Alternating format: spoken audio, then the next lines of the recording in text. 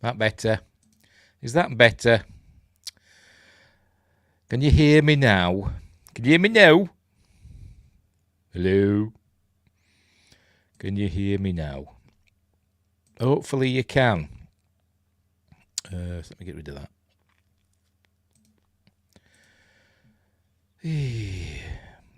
Am I okay now? Right. I know what the problem is.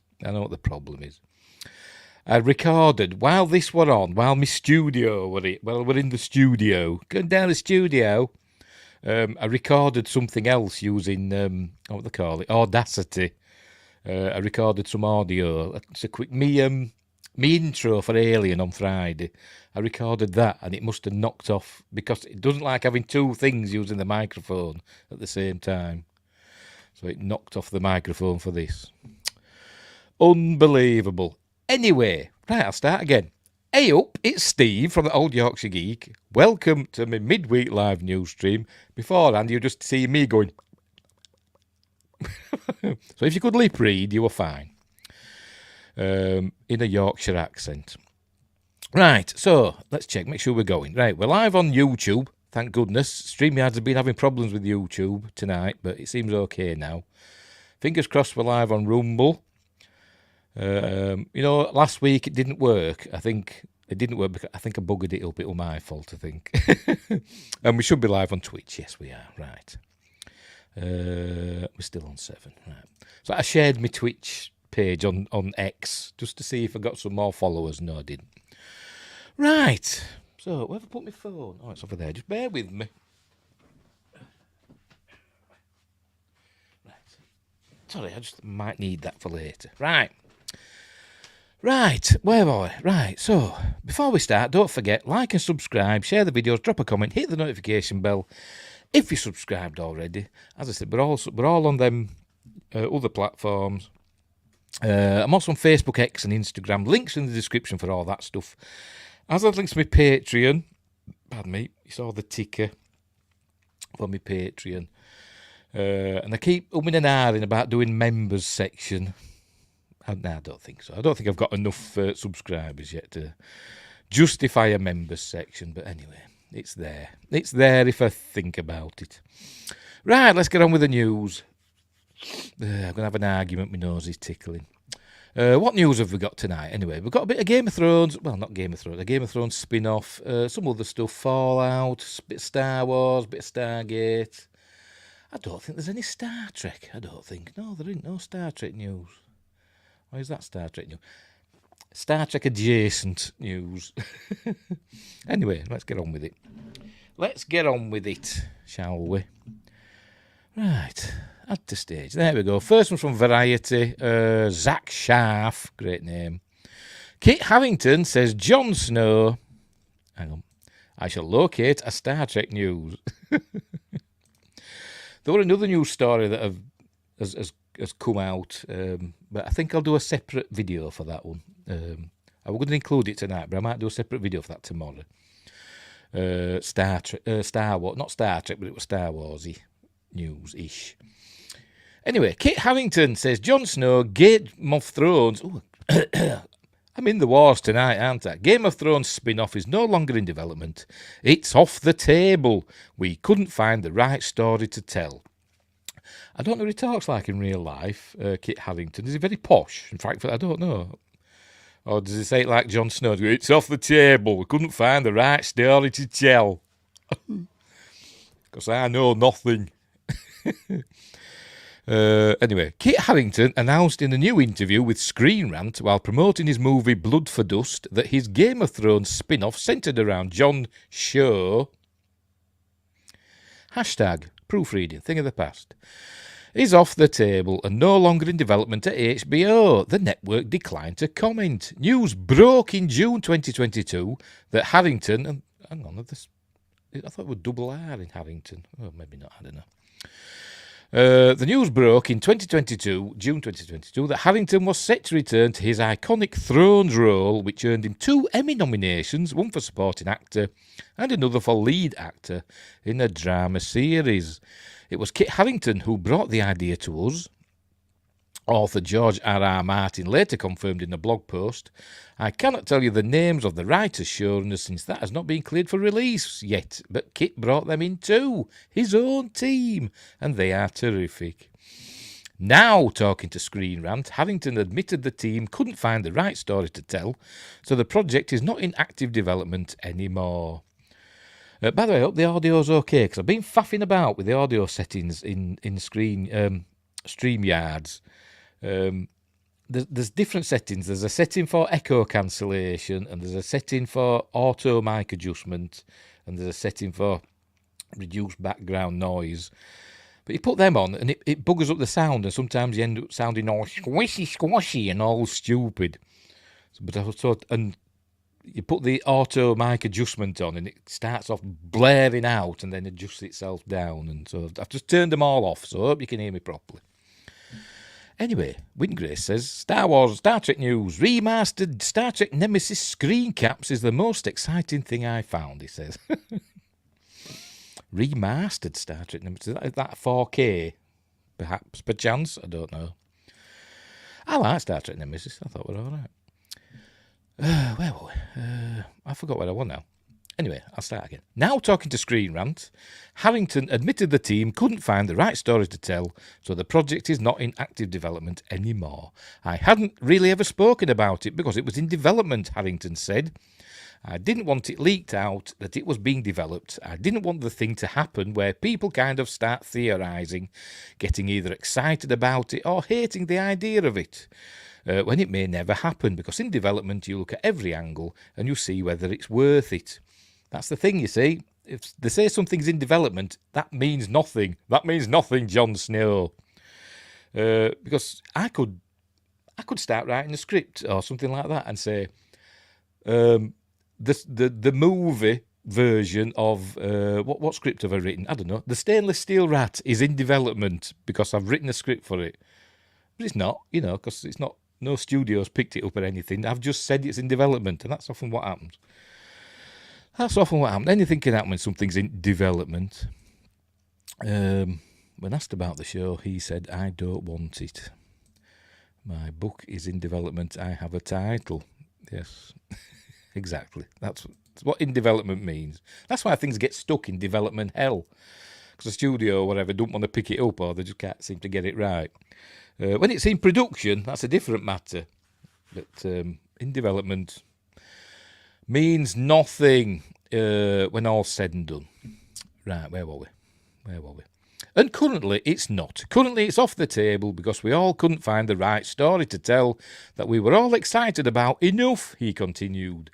So we decided to lay down tools with it for the time being. There may be a time in the future where we return to it, but at the moment, no, it's firmly on the shelf. Game of Thrones concluded with Jon Snow's exile from Westeros as he rides... Well, no, he's still in Westeros, he's just north of the wall, isn't he? From Westeros as he rides into the haunted forest with his direwolf ghost and the wildlings to begin a new life. Many fans assumed the spin-off series would pick up with Snow's adventures with the wildlings. But is he still calling himself Jon Snow? Because we know he's... I don't know what he is. I forgot who his parents were. One were a Targaryen, weren't they? And was his mother a Snow? And his father were a Targaryen? I can't actually bloody remember. So is he calling himself Jon Targaryen? I have no idea. Liam Cunningham spoke to Den of Geek last year and said he was eager to play his Thrones character Sir Davos Seaworth again, C-S-E-R, again on this Jon Snow series, so much so that he personally reached out to Harington. I did send Kit a text saying, better call Davos, Cunningham said, in his Irish lilt. I haven't heard anything back. You probably know more than I do. I wish them the best to whoever's involved in it, and if the cheque is big enough, I might even show up again. Cheque is big enough, bless him. His mother was a hamster and his father smelled of elderberries, yes, if I remember correctly. And they fart in your general direction. Cunningham can rest easy now as the Jon Snow spin-off is no longer happening. However, the Thrones universe will continue on HBO and its streaming service Max as House of the Dragon returns for Season 2 this summer, and A Knight of the Seven Kingdoms, The Hedge Knight, goes into production. The Hedge Knight recently announced its main cast members. The spin-off is based around the characters of Sir Duncan the Tall and his squire Egg, featured in the Tales of Dunk and Egg books written by Martin. Obviously, I've not read them, but they sound rubbish with a title like that. But maybe it's amazing, I don't know. Peter Claffey has been cast as Dunk. I never think of Dunk and Egg. I'm always thinking of, like, you know, a boiled egg with soldiers, dunking your soldiers. Anyway. Has been cast as Dunk, while Dexter Sol Ansel, amazing name, has been cast as Egg. Harington's latest film, Blood for Dust, opens in theatres and hits digital platforms on April 19th, and I've never heard of it. I don't even know what it's about. Sounds interesting with the title alone. But there you go. So the Game of Thrones spin-off about Jon Snow is not happening yet. So there we go. Right, let's move on. What's next? Oh, Civil War's next. Not Captain America Civil War, the new film Civil War. Civil War review. This one's from Sci-Fi now. Catherine McLaughlin. Civil War review, a bold and striking dystopian thriller. And Josh Temple's here. Never fear, Maddie's here. Mzd is here. Dear. Ready to, fight in the Civil War, perchance. I don't know. Alex Garland follows Ex Machina, which I think were overrated. Annihilation, which were fine, particularly the bear part. And Men, which I've not seen, with dystopian thriller Civil War, our review. Set in the near future, was it Alex Garland that wrote Dread? Was that Alex Garland? I think it was, wasn't it? So that were good. That were good with that. He wrote something else as well that I liked, and I can't remember what it was. Never mind. Right, set in the near future, Alex Garland's chilling dystopian anti-war thriller Civil War, takes viewers on a brutal road trip from New York to Washington, D.C., referred to as the front line, as a group of journalists make their way to interview a US president, Nick Offerman. Is that him? I don't know. Him with the tash, is that Nick Offerman? Who is refusing to step down from his second term in office.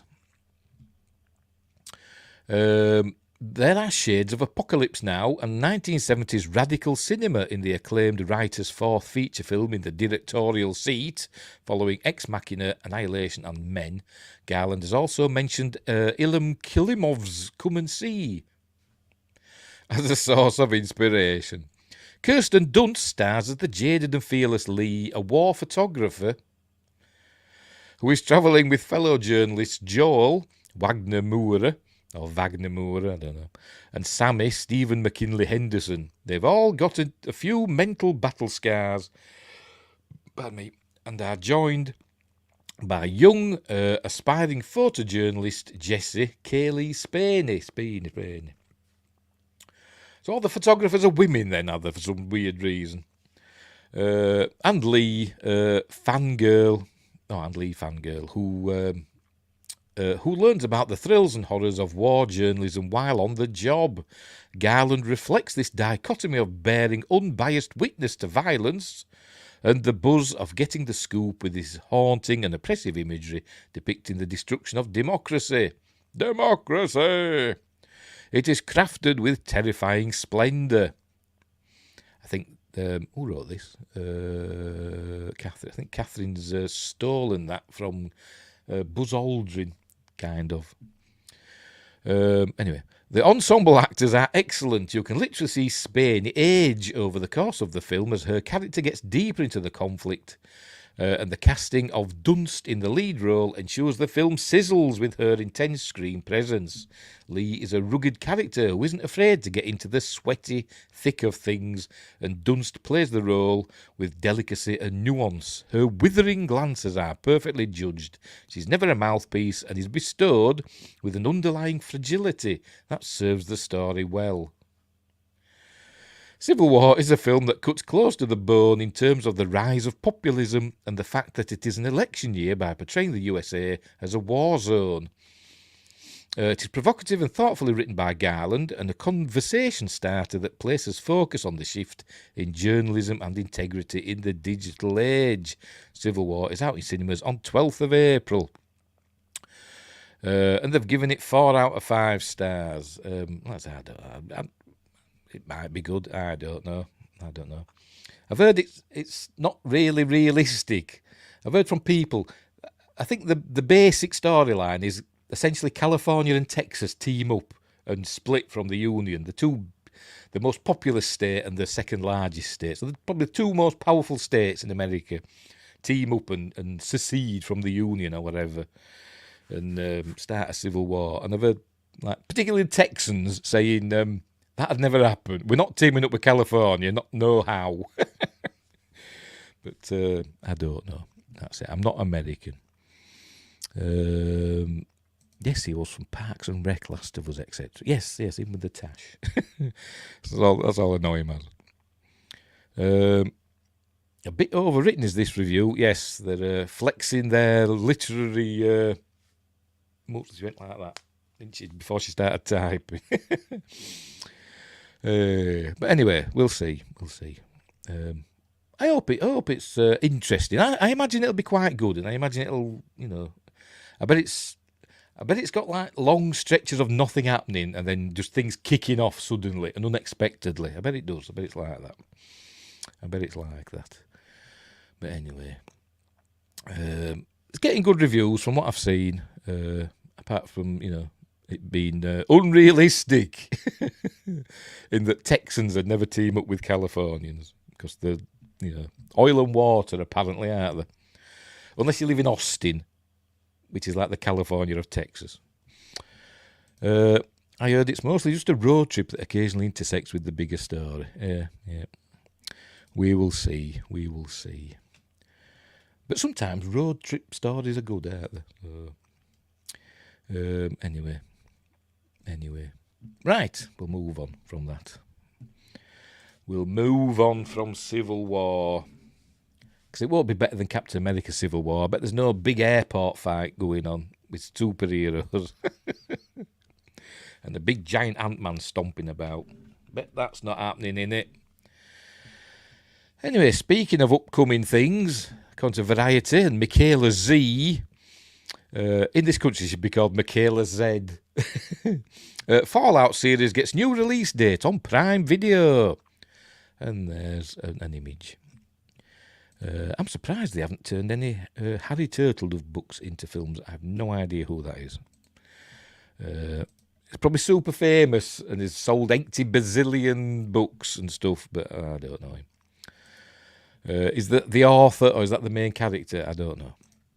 Right, Fallout is stepping out of the vault earlier than originally planned. Prime Video has announced that Fallout, adapted from the retro-futuristic video game franchise of the same name, will premiere all 8 episodes on April 10th at 6 p.m. Pacific time. So that's... which way are you going? That's 9 p.m. Eastern. So that's 2 in the morning for me in the UK. So I won't be watching it as it drops. The special release includes a live global fan premiere of the first episode where viewers worldwide can choose their faction and interact with other fans via a live chat function. Per the official logline, Fallout is the story of haves and have-nots in a world in which there's almost nothing left to have. 200 years after the apocalypse, or as I've said before, as I used to say as a kid, apocalypse. The gentle denizens of luxury Fallout shelters, vaults, are forced to return to the irradiated hellscape their ancestors left behind, and are shocked to discover an incredibly complex, gleefully weird, and highly violent universe waiting for them. Don't you start as soon as I bloody start my stream. Anyway, Wingray says he writes tons of alternate history books, i.e. what if, in the very middle of World War II, Earth is invaded by aliens, and the Allies and Axis have to team up. Well, they did that in Star Trek Enterprise, didn't they?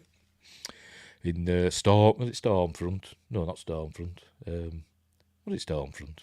1 and 2. That doesn't sound right. Anyway. Very good. Yes, very good. It sounds a bit like, as well, I forgot the name of the series now. It's a series that's been on Amazon and ran for several seasons, where the Nazis won, World War II, didn't they? And took over half of America. What do they call that now?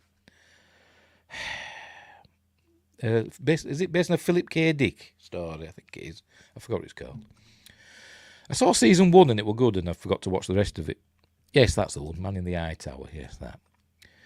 Right, where were we? Fallout is executive produced by Jonathan Nolan and Lisa Joy. Hopefully mostly Jonathan Nolan, because when Lisa Joy got her hands on, essentially solely on Westworld, it all went to shit, didn't it? So the duo behind Westworld, and stars Ella Purnell, Walton Goggins, Kyle MacLachlan, is that Zelia? Don't know. Mendez Jones and Aaron Moten. Geneva Robertson Dwadert and Graham Wagner are co-creators and serve as executive producers, writers and co-showrunners. Nolan directed the first 3 episodes of the series.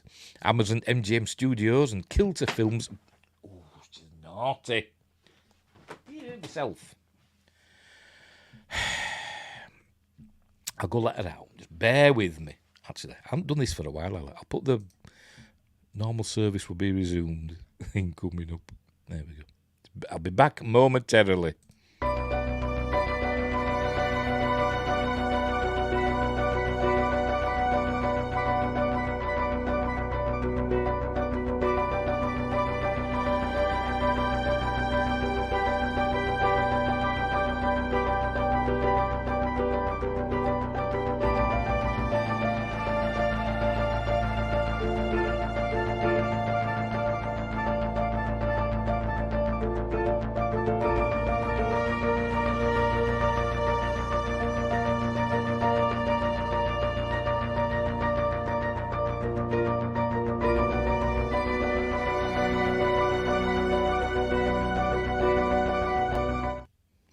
Cats. Pain in the ass. Right, where were we? Let my cat out. She went running out. Then one of the other cats from outside came running in. Where were we? I don't bloody know. This is the second update Prime Video has made to the series' release strategy.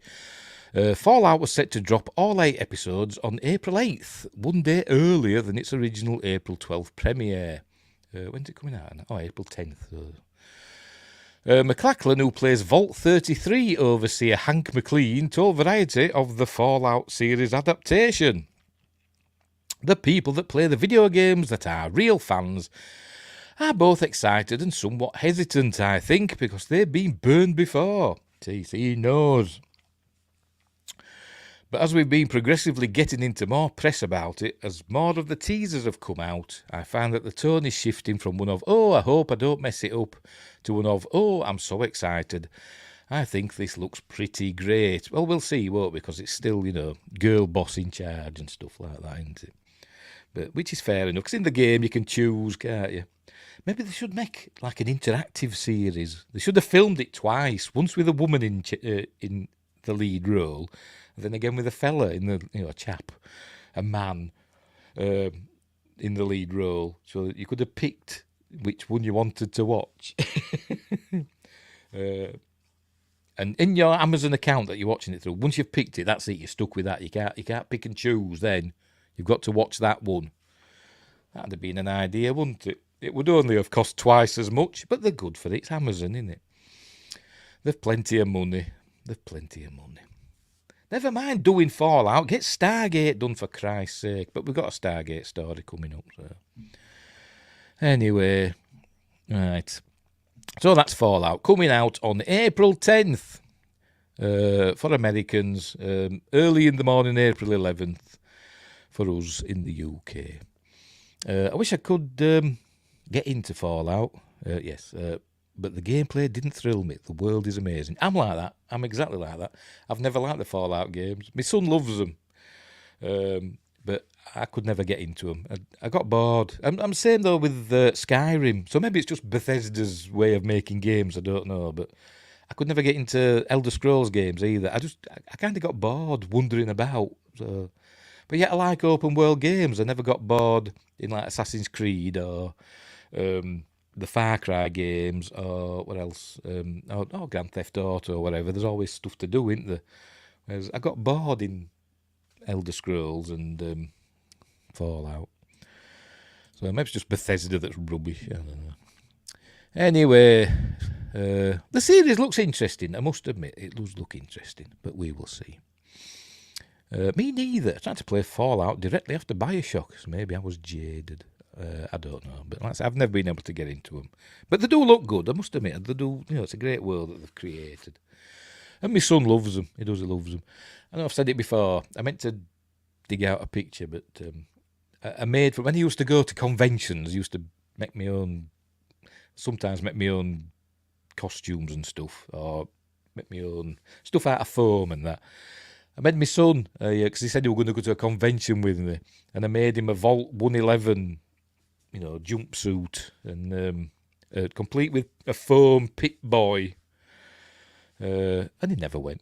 I think the Pit Boy's in the shed somewhere, probably all covered in cobwebs and rotting, and his 111 jumpsuit's up in a wardrobe, hung up, never been worn. I think I wore it once to test it, but anyway. Josh Temple says, I'm a huge Fallout fan. If I had only one franchise to play, I'd choose that. I'm super excited about this show, but not happy who is directing it. And feel it will, do you mean feel? And feel it will go bad. I don't know. Say Jonathan Nolan, he did season 1 of Westworld, didn't he? Season 1 was really good of Westworld, and then he stepped back, I think, didn't he? And let his missus and others take over after that, and that's when it kind of went down the tubes, didn't it? Anyway, so we'll see. Anyway, right, so let's move on. What's next? All right, Megalopolis news. Because we covered it, didn't we, last week? Megalopolis, Francis Ford Coppola's, however you want to pronounce it. They were hoping to get a buyer for it, wasn't he? We're doing like screenings and stuff for buyers that were coming up. Apparently that's happened, and it's not happening. So here we go. This is from Screen Rant. Who wrote this one? Matthew Rudoy. Francis Ford Coppola's Megalopolis release prospects look bleak in new report. Right. Francis Ford, I'm going to say Coppola's. I always say Coppola. Francis Ford Coppola's Megalopolis.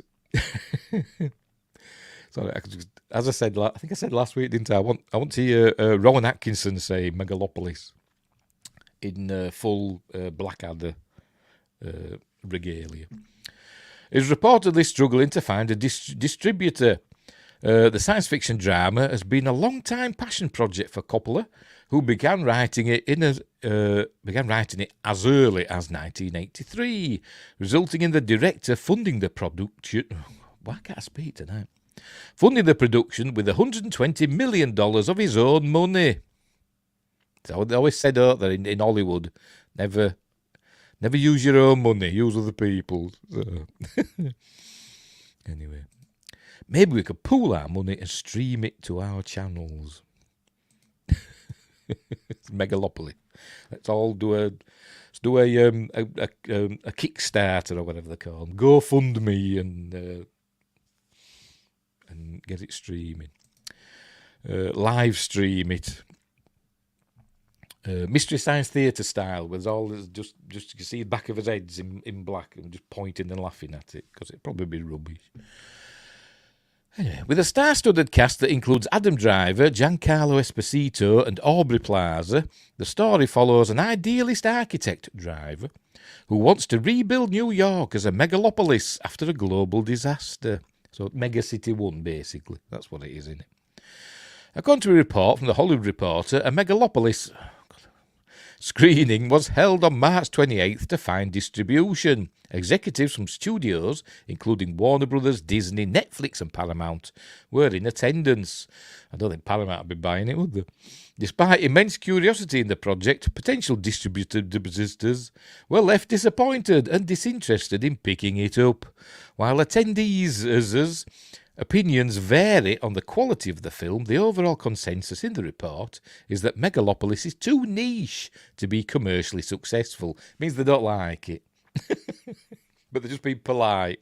That's what I used to get when I used to hawk me Mercury Rapids book around to different, agents and stuff like that and publishers. They'd just send, a polite letter saying, "We loved your book. Unfortunately, we don't know how we'd promote it, or we don't know how we'd find a publisher to publish it. It's too niche, So that's just means they don't like it, basically. Anyway. Too niche to be commercially successful, but a smaller studio won't be able to support an extensive marketing push along with the IMAX release Coppola envisioned. And that's from 65, that ain't it? I think that image of Adam Driver. Studios, hang on. Where are we? Oh, I think there's some. Is there a word missing from there? Don't know. Or maybe not. Studios. No, it's just studio, as in all the studios' reluctance to pick up Megalopolis for distribution is a microcosm of a larger issue in Hollywood, which is the reluctance to distribute projects that are not commercially safe. A speciality label, it's not specialty, it's speciality. A speciality label founder, oh, for God's sake, at the Megalopolis screening shared that I liked it enormously, and it is a very big film that has a real life. How do you define commercial? You look at movie like Blade Runner. Look at a movie like Blade Runner. And it became so much more commercial than on opening weekend. The Blade Runner bombed, didn't it, at the box office, and it was a huge, essentially a disaster, wasn't it? It became a cult film afterwards. Anyway, even though Blade Runner did not do well at the box office, it became a beloved and acclaimed science fiction film. I should read the sentence ahead, shouldn't I, so I'm not opening my big fat gob. Anyway, Josh Temple's still talking about Fallout. All the Fallout games been at 2 midnight releases for Fallout 3 and New Vegas being the best, got my daughter hooked as she is a Fallout 4 fan, but loves the originals, just not as much replayability. Yeah, that's it. I could never get into it, but my son loves them. He's got Fallout 3, New Vegas, Fallout 4. He tried that. I think he's still got it. Fallout, is it 77 or whatever it's called, or 76? Is it 76? I can't remember. Whatever. But I don't think he was too keen on that. Whatever the latest one is Fallout 4 the latest one? I don't know. Anyway, but he's got them on. He likes them all. Apart from he wasn't keen on that. It was an online one, wasn't it? And he went into online games then. But he is now. Where were we? Nevertheless, this speciality label will not be picking up Megalopolis, even if it is the next Blade Runner. Another attendee at the screening admits that Megalopolis does wobble, just like the word Megalopolis. That wobbles, doesn't it? Wobble, wonder, go all over the place. Yes, but it's really imaginative and does say something about our time. The imaginative filmmaking and timeliness of its themes make the project even more intriguing. And yet it is still being passed on after being deemed commercially unsafe. Studios are struggling with the prospect of mounting a large marketing campaign for the movie, which could cost close to $100 million. Filming for Megalopolis wrapped on March 30th, 2023. There needs to be room in Hollywood for more than commercial blockbusters and small independent films. There also needs to be a space for big budget projects that are original and not part of an established franchise or intellectual property. With names like Coppola and Driver attached to the film, it's far from an unknown quantity. Hopefully a studio will ultimately pick up Megalopolis, finally bringing Coppola's compelling vision into theatres. But there's more. There's more to this story, because I found there was another story from Deadline this time. Oh, go away. From Deadline, there we go. Mike Fleming Jr. Francis Coppola's Megalopolis locks competition slot at 77th Cannes Film Festival, says The Dish. That's a platform, isn't it? And there he is. That's Francis Ford Coppola. Oh, go away. After a feverish courtship of Francis Coppola between the organisers of the Cannes, Venice and Toronto film festivals, Megalopolis has been locked into a gala premiere slot on the Palais on Friday evening, May 17th, I'm told. Not me, Mike Fleming Jr. The film will premiere in competition at the 77th Cannes Film Festival. Cannes chief Thierry Frémaux wins the day on this one on the eve of a full festival slate announcement Thursday. It comes shortly after a movie concept that had been eating at Coppola for 20 years was shown to buyers for the first time at the Universal City Walk IMAX Theatre on March 28th. 28th, I don't know. Coppola's longtime attorney, Barry Hirsch, is still in talks to secure a distribution partner for a film that will reach audiences in the fall with an emphasis on IMAX theatres. Well, they're hoping. While the safest bet would have been to premiere the film in Venice, Telluride, I don't know, or Toronto, Coppola has gotten where he has a filmmaker and entrepreneur.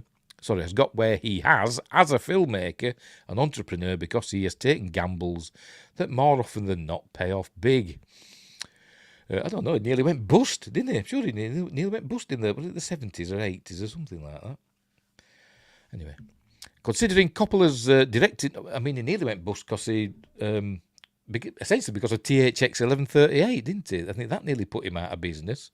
He spent so much money on that when it was kind of American Zoetrope, but still a bit of a fledgling company, wasn't it? And he bet heavily on George Lucas and lost.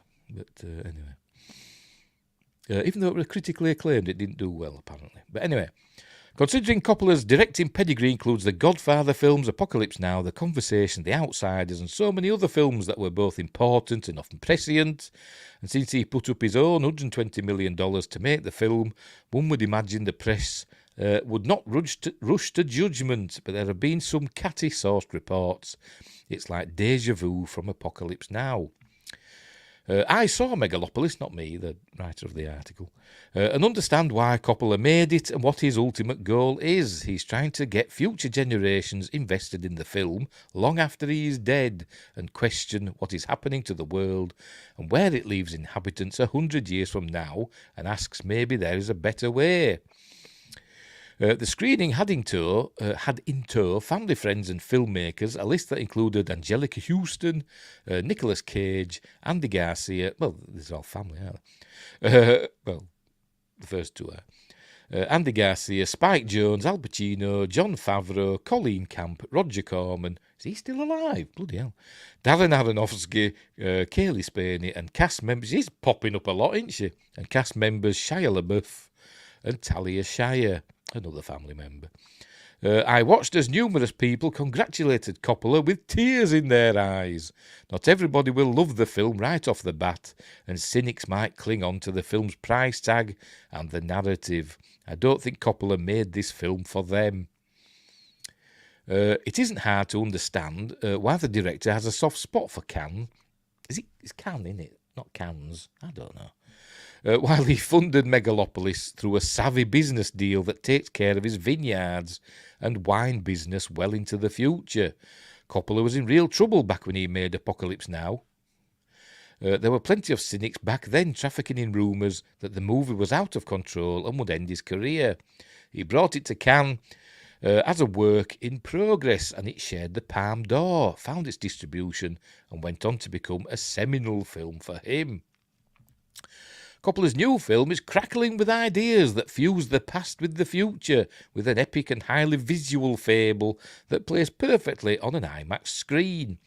He covers complex themes in a remarkably brief 2 hours and 13 minutes. Brief. Not including credits. A accident An accident causes the destruction of a New York City-like metropolis that is decaying anyway, brings clashing visions of the future. On one side is an ambitious architectural idealist, Caesar, or Cesar, Adam Driver. On the other is his sworn enemy, City Mayor Frank Cicero, Giancarlo Esposito. The debate becomes whether to embrace the future and build a utopia with renewable materials or take a business-as-usual rebuild strategy replete with concrete, corruption and power brokering at the expense of a restless underclass. In between their struggle is the mayor's socialite daughter, Julia, Natalie Emanuel, a restless young woman who grew up around power and tires of being a tabloid fixture looking for meaning in her life. It is not coincidental that the names and haircuts seem to come straight out of the Roman Empire. A filmmaker who as a child was stricken with polio and watched the Jonas Salk vaccine eradicate that awful disease, Coppola delivers a big kiss to the possibilities of mankind's ingenuity to adapt to and overcome most problems. I'm struggling tonight, aren't I? He also injects a cautionary tale of what can happen when that rise-to-the-occasion human spirit is challenged by the greed, corruption and narcissism that helped topple the Roman Empire. For some reason, the articles tonight don't seem to flow. It might just be me, I don't know, but they don't seem to flow. They seem to be like stilted and awkward, the writing styles. Maybe they used AI, I don't know, but anyway. I forgot where I went now. The clash could not be more timely in an election year and a moment of heightened polarisation, with misinformation meant to spread agendas, sway the public and influence policy. Pick it about this bloody election year, don't they? People will vote how they vote. Doesn't matter what films they see, it's Civil War or Megalopolis. They'll vote how they want to vote. The film's illustrious cast also includes John Voight, Lawrence Fishburne, Aubrey Plaza, Shia LaBeouf, Chloe Fineman, Catherine Hunter, Dustin Hoffman, D.B. Sweeney. Put a comma there for. Jason Schwartzman, Bailey Ives, Grace Vanderwaal. Didn't Oasis do a song about her? And James Remar, who was almost Hicks. Yeah, Hicks in Aliens, wasn't he? They are all remarkably good in bringing a complex tapestry to life. I'm sorry, my nose is really tickling. I'm going to have a huge row with somebody. The film's message is Coppola betting on humanity to find its way toward the greater good through ingenuity and empathy. I think it's a Mega City 1 origin story, and it's going to end with the creation of the Judges. Probably not. Probably not. You know what I got a vibe from when you were talking about what it was about? Where are we? Where is it? About an architect played by Adam Driver and his sworn enemy, the mayor, Frank Cicero. I got Cain and Abel vibes, not the biblical story Cain and Abel. It was like a mini-series starring Sam Neill and the other fella that were in Masada. I forgot his name. Peter Strauss, Sam Neill and Peter Strauss, based on Jeremy, what's his face? I forgot his name now. He was a British MP, based on one of his books, and that were about two sworn enemies, and they were like the families hated each other, and from young men to old men, they were always fighting each other, and then when one of them died or something at the end, he found out that early on it was his sworn enemy that had donated money to him that helped him back on his feet, and he never knew all these years and all that stuff. I got a vibe of that anyway, so maybe he's stolen that idea. I'm waffling out. Anyway, right. So there we go. So will his film find backing or find, a distributor? Probably. It's Francis Ford Coppola after all, isn't it? But he wants it to be at the pictures, doesn't he, on IMAX. So I doubt, if a streaming service came up to him and said, we want it but only for streaming, would he accept? Don't know. I suppose it depends how much money they throw at him. I suppose. Right, let's move on. I spent far too much time on Megalopolis. Now then, I think this is a long one. I was tempted to save this for another day. This is the Stargate one. It's a Gate World article, but there's a lot of pictures in it, so it might not be as long as it looks. Right, Gate World. Who wrote this? Adam Barnard. This is why there's no new Stargate yet, says Gate World. It's been 2 years since Amazon bought MGM. These factors likely have kept Stargate off the announcement slate. And there's the Atlantis Stargate. I watched a lot of Atlantis yesterday, actually. About 4 or 5 episodes. I had an early night. I went to bed early, and I just put my telly on and watched them on MGM, Amazon. Watched them on there. No subtitles. Amazon, sort your bloody streaming service out and get subtitles on everything. Anyway, I like subtitles because I'm usually eating crisps or something and I can't hear what people are saying. Anyway, I know this has become something of a punchline lately, but I'm going to once again ask the question that has plagued the minds of fans for many years. Where the hell is new Stargate?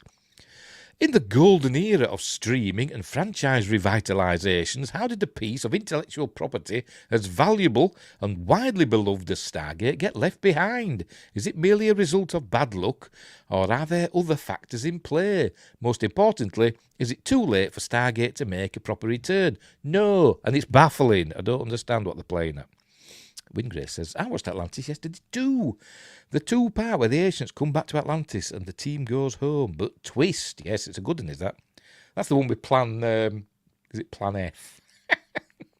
It's in the second part, isn't it? Where Jack O'Neill says, that sounds more like Plan F, as in we are totally, or completely, whatever it says, something like that. I watched the one, well, the ones, which ones did I watch now? I watched the end of the one with, I forgot her bloody name now. That would go on to play the Doctor. I can never remember her name. She was in Firefly. Where she played the young Wraith. And I could never get it out. I could never understand why is she female? Because we only ever see male Wraiths. And the only female Wraiths we see are the queens. But she didn't look like a queen. But I don't know. I didn't understand that. So would she have grown up to be a queen? Anyway, I don't know. I saw that one, and then the one after it followed on from that, didn't it? Where Shepherd were turning into a wraith because she infected him. Dr. Keller, yes, but I forgot the name of the actress. It always eludes me. It'll come to me. That one, and then there were, what else were there? What other ones were there? There were one where they found the Aurora, the ancient ship, where all the crew were in like a virtual thing. They're in stasis chambers and the brains were in a virtual reality one. Dual state, yes, that's dual state. Yes, dual state. Yes, why can I never remember that? I don't know.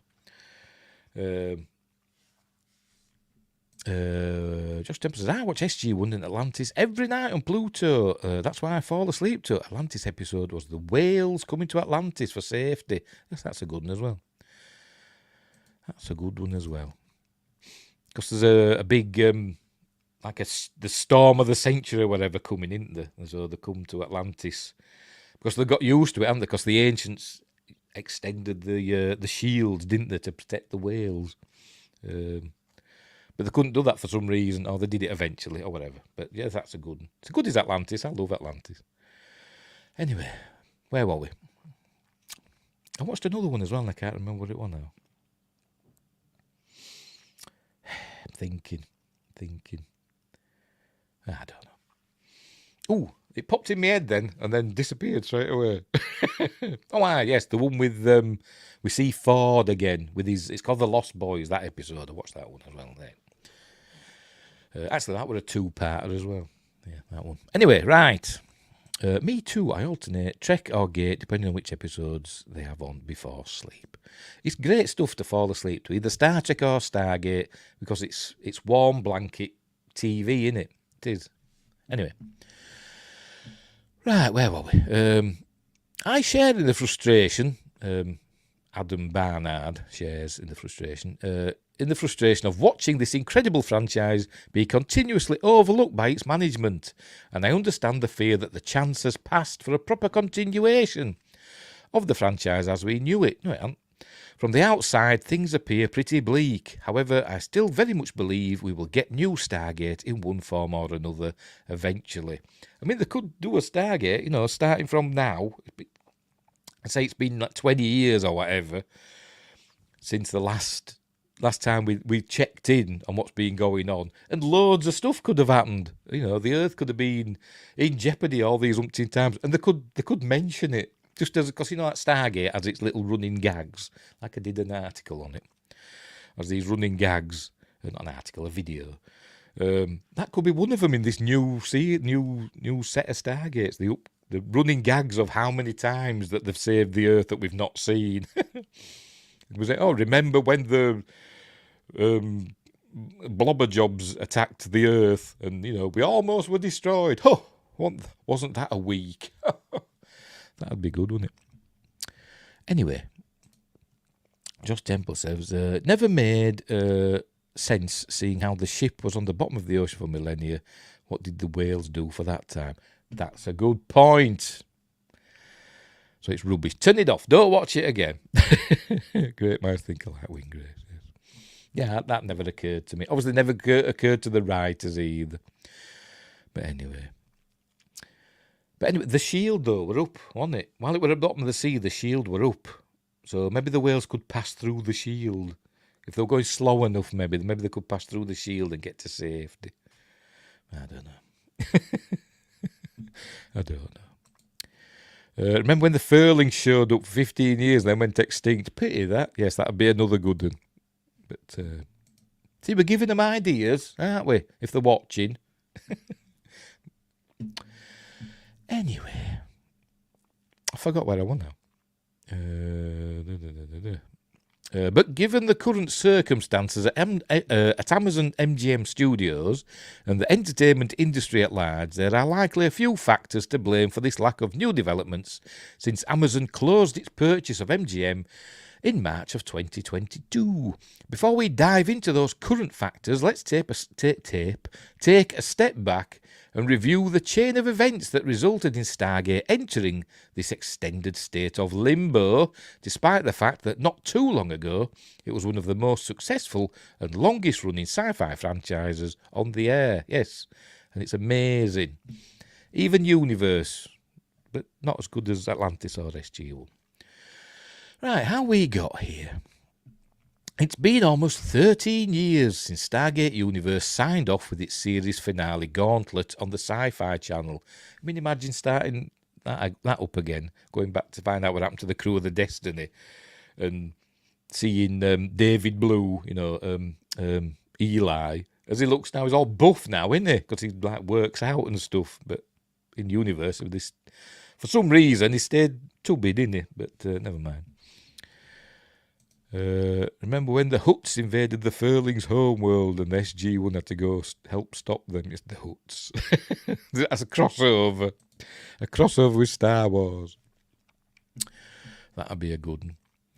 Anyway, it's been almost 13 years since Stargate Universe signed off with its series finale Gauntlet on the Sci-Fi channel. This episode marked the end of a sprawling and wildly successful shared universe of television series. Let's call it the Wright Cooper era. After showrunners Brad Wright and Robert C. Cooper. It encompassed 3 television shows, 17 seasons of television, and 2 direct-to-DVD movies between 1997 and 2011. I don't know who were in charge of the cartoon Stargate Infinity. Despite Stargate's long-lasting success, MGM's bankruptcy at the end of 2010, rapidly evolving market factors, Stargate Universe's declining ratings, it shouldn't have been so different to the others, to be honest. And the Sci-Fi channel's change in brand strategy forced the Stargate franchise, along with the crew of the Destiny, into stasis. The first sign of hope for Stargate came in 2014 when MGM announced that Stargate feature film director Roland Emmerich was looking to reboot the franchise with a big budget theatrical movie. Thank God he didn't. A film that was also intended to launch a brand new Stargate trilogy.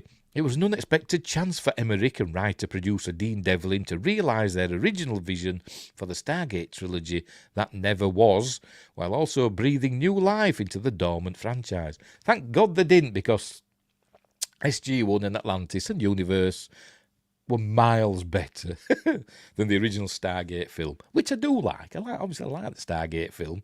It brought us the rest of Stargate, but the series improved upon the film immeasurably, and I think Children of the Gods is a better film than Stargate, in my opinion. But anyway, the Furlings are Ewoks. That's headcanon now. The cats. Furlings are cats. They're around us. They're among us. They always have been. That's my headcanon. Infinity had a couple of cool ideas that I wouldn't mind them porting over to a main show, but it was mostly crap. I think I saw about maybe 5 or 10 minutes of the first episode and I turned it off. It got on my nerves. My favourite part of the Stargate film is before they leave Earth. Pretty much. Yeah. Them working out the stuff is among the best parts. But, you know, once they get to... They don't call it Abydos, do they, in the film? It's just... And it's all different, innit? Because they've gone to the Kalium galaxy or something like that. On the other side of the universe. But then in the series, they said that it's actually one of the closest Stargates to Earth. So, but anyway, that's by the by. Where were we? I forgot where I was again now. Right, here we go. Unfortunately, or fortunately, yeah, depending on how much you care about the canon of the television universe, that proposed reboot fell apart a couple of years later, and MGM went back to the drawing board. The studio landed on Stargate Origins, a short-form digital web series that chronicled the adventures of a young Catherine Langford and her father, played by Connor Trenier. After they make an accidental trip through the Stargate a whole decade after they first discovered the device in Giza, Egypt.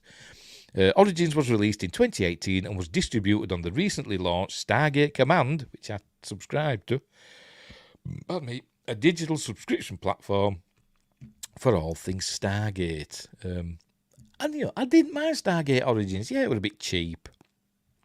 But, you know, it was fun. It was fun. And the aliens inside Ra looks like an Asgard. Yes, he did in the film, didn't he? But some have said, haven't they, that Ra really was an Asgard, and he'd got something or whatever to make him look human, but he were an Asgard inside, and a Goa'uld inside an Asgard inside a human. I don't know. It's like one of those, what is it, a 3-bird roast you get. Anyway. Oh dear. Origins was a modest success as far as web series go, and was also turned into a feature-length cut, which I bought on Google.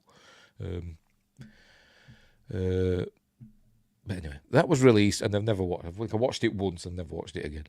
But it was fine. That was released on VOD platforms like iTunes, broadening the series' reach. They should have brought it out on DVD or something, shouldn't they, or Blu-ray? I'd have bought it. For completion's sake. There were rumours that more Origins-type series were on the way, like an Origins story about the Jafar that would have seen Christopher Judge reprising his role as Teal'c, but for whatever reason those series never came to pass, and Stargate Command shut down the next year. Yes, it did. It was very sad. Could have been using the foothold alien tech to mimic the real ancient human body. Yes, it could have done, yes. Yes. The little round things. But 2018 was still a hopeful year for the franchise, as longtime Stargate writer and series co-creator Brad Wright announced that he was once again in talks with MGM about a potential project. By early 2020, Wright had completed a pilot for a proposed fourth Stargate series, as he completed a script for a pilot. a series that would have continued the canon of the television universe and included appearances from several legacy characters. But just as Wright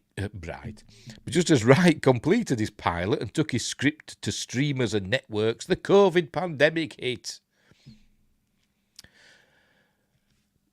And oddly enough, I think when that happened, I think in the midst of that, I just happened to I had to be rewatching SG1, and then we had the RI plague and stuff like that they tried to pass off as a flu thing, didn't they, in the series? Anyway. That was one of the best things Stargate did. They would just bring back random pieces of canon for major story elements. Well, sometimes. Yes. Anyway, I wonder what happened with them aliens that, basically just attacked Stargate Command and took it over. Whatever happened to them? We never saw them again, did we? Film and TV production shut down along with the rest of society, plunging the entertainment industry into a period of extreme uncertainty, while Wright's fourth Stargate series failed to find a distributor. If there was any hope that the pandemic's end would bring about renewed interest in Wright's proposed series, that hope was dashed in May of 2021 when it was announced that Amazon had cut a deal to acquire MGM for $8.45 billion. During a massive acquisition like this one, projects without an active green light are typically shelved and subject to review by the new owners who often have a different vision for the studio and its future projects. Most of the alien-looking aliens just disappeared. Pretty much, yeah. Pretty much. They were saving them up for Stargate Universe, because we didn't see any not many, human-like aliens, did we? In Stargate Universe. They were very alien, weren't they? I think the only human ones we saw them were like ancestors, or descendants, of the Destiny crew, weren't there, and stuff like that. When that weird thing happened with time travel and all that. Wright himself later admitted that the acquisition of MGM and the regime change within the studio almost certainly doomed his fourth series, saying that all the players have changed in the interim, so it's likely destined to gather dust. And there's Atlantis. Or is it? Yes, it is. But with all of that information in mind, now it's 2024. Amazon's acquisition of MGM has been complete for 2 years, and a slew of movies and TV shows, including some franchise projects, have already begun to move forward. Even if Amazon MGM Studios has permanently scrapped Wright's fourth series, which in my opinion would be a huge mistake, it is surprising that the studio has offered no update regarding Stargate's future. So what's the hold-up? As far as I can tell, these are the most likely factors. 1. Stargate might not be an immediate priority, which is baffling to me. But anyway, while Stargate is one of the more noteworthy franchises in MGM's library, it might take a backseat when it comes to the studio's most urgent objectives. So far, that appears to be on the theatrical side. With something like the Rocky franchise, MGM has a successful and active series of theatrical films, the Creed movies, which gives that franchise a lot of momentum and makes the next step very clear. But Stargate has been on the shelf for over a decade, aside from Stargate Origins, and that creates an extra set of challenges. On television, we haven't seen any official announcements related to MGM's legacy properties, aside from a James Bond reality competition show, which I started watching, but I thought it were crap, so I turned it off. MGM's currently active projects are either brand new or holdovers from before the sale. Vikings, Valhalla, Wednesday, etc. Wednesday? I thought they were on Netflix. Is it? Or is that on Amazon? I can't remember. The Wednesday Addams thing. Is that what they're on about? I thought that was on Netflix. Anyway, sure it is. If the studio is going to pass on the Brad Wright series, there just isn't a clear or immediate path forward for Stargate. Sure, that opens the future to a variety of possibilities, but it also means the studio will have to put more effort first into long-term franchise planning. Yes, Wednesday is on Netflix. I thought it was. Anyway, never mind. But like I say, Amazon, they'll throw money at stuff like Reacher or The Boys or that Boys spin-off, which I forgot what it was called, the Gen V.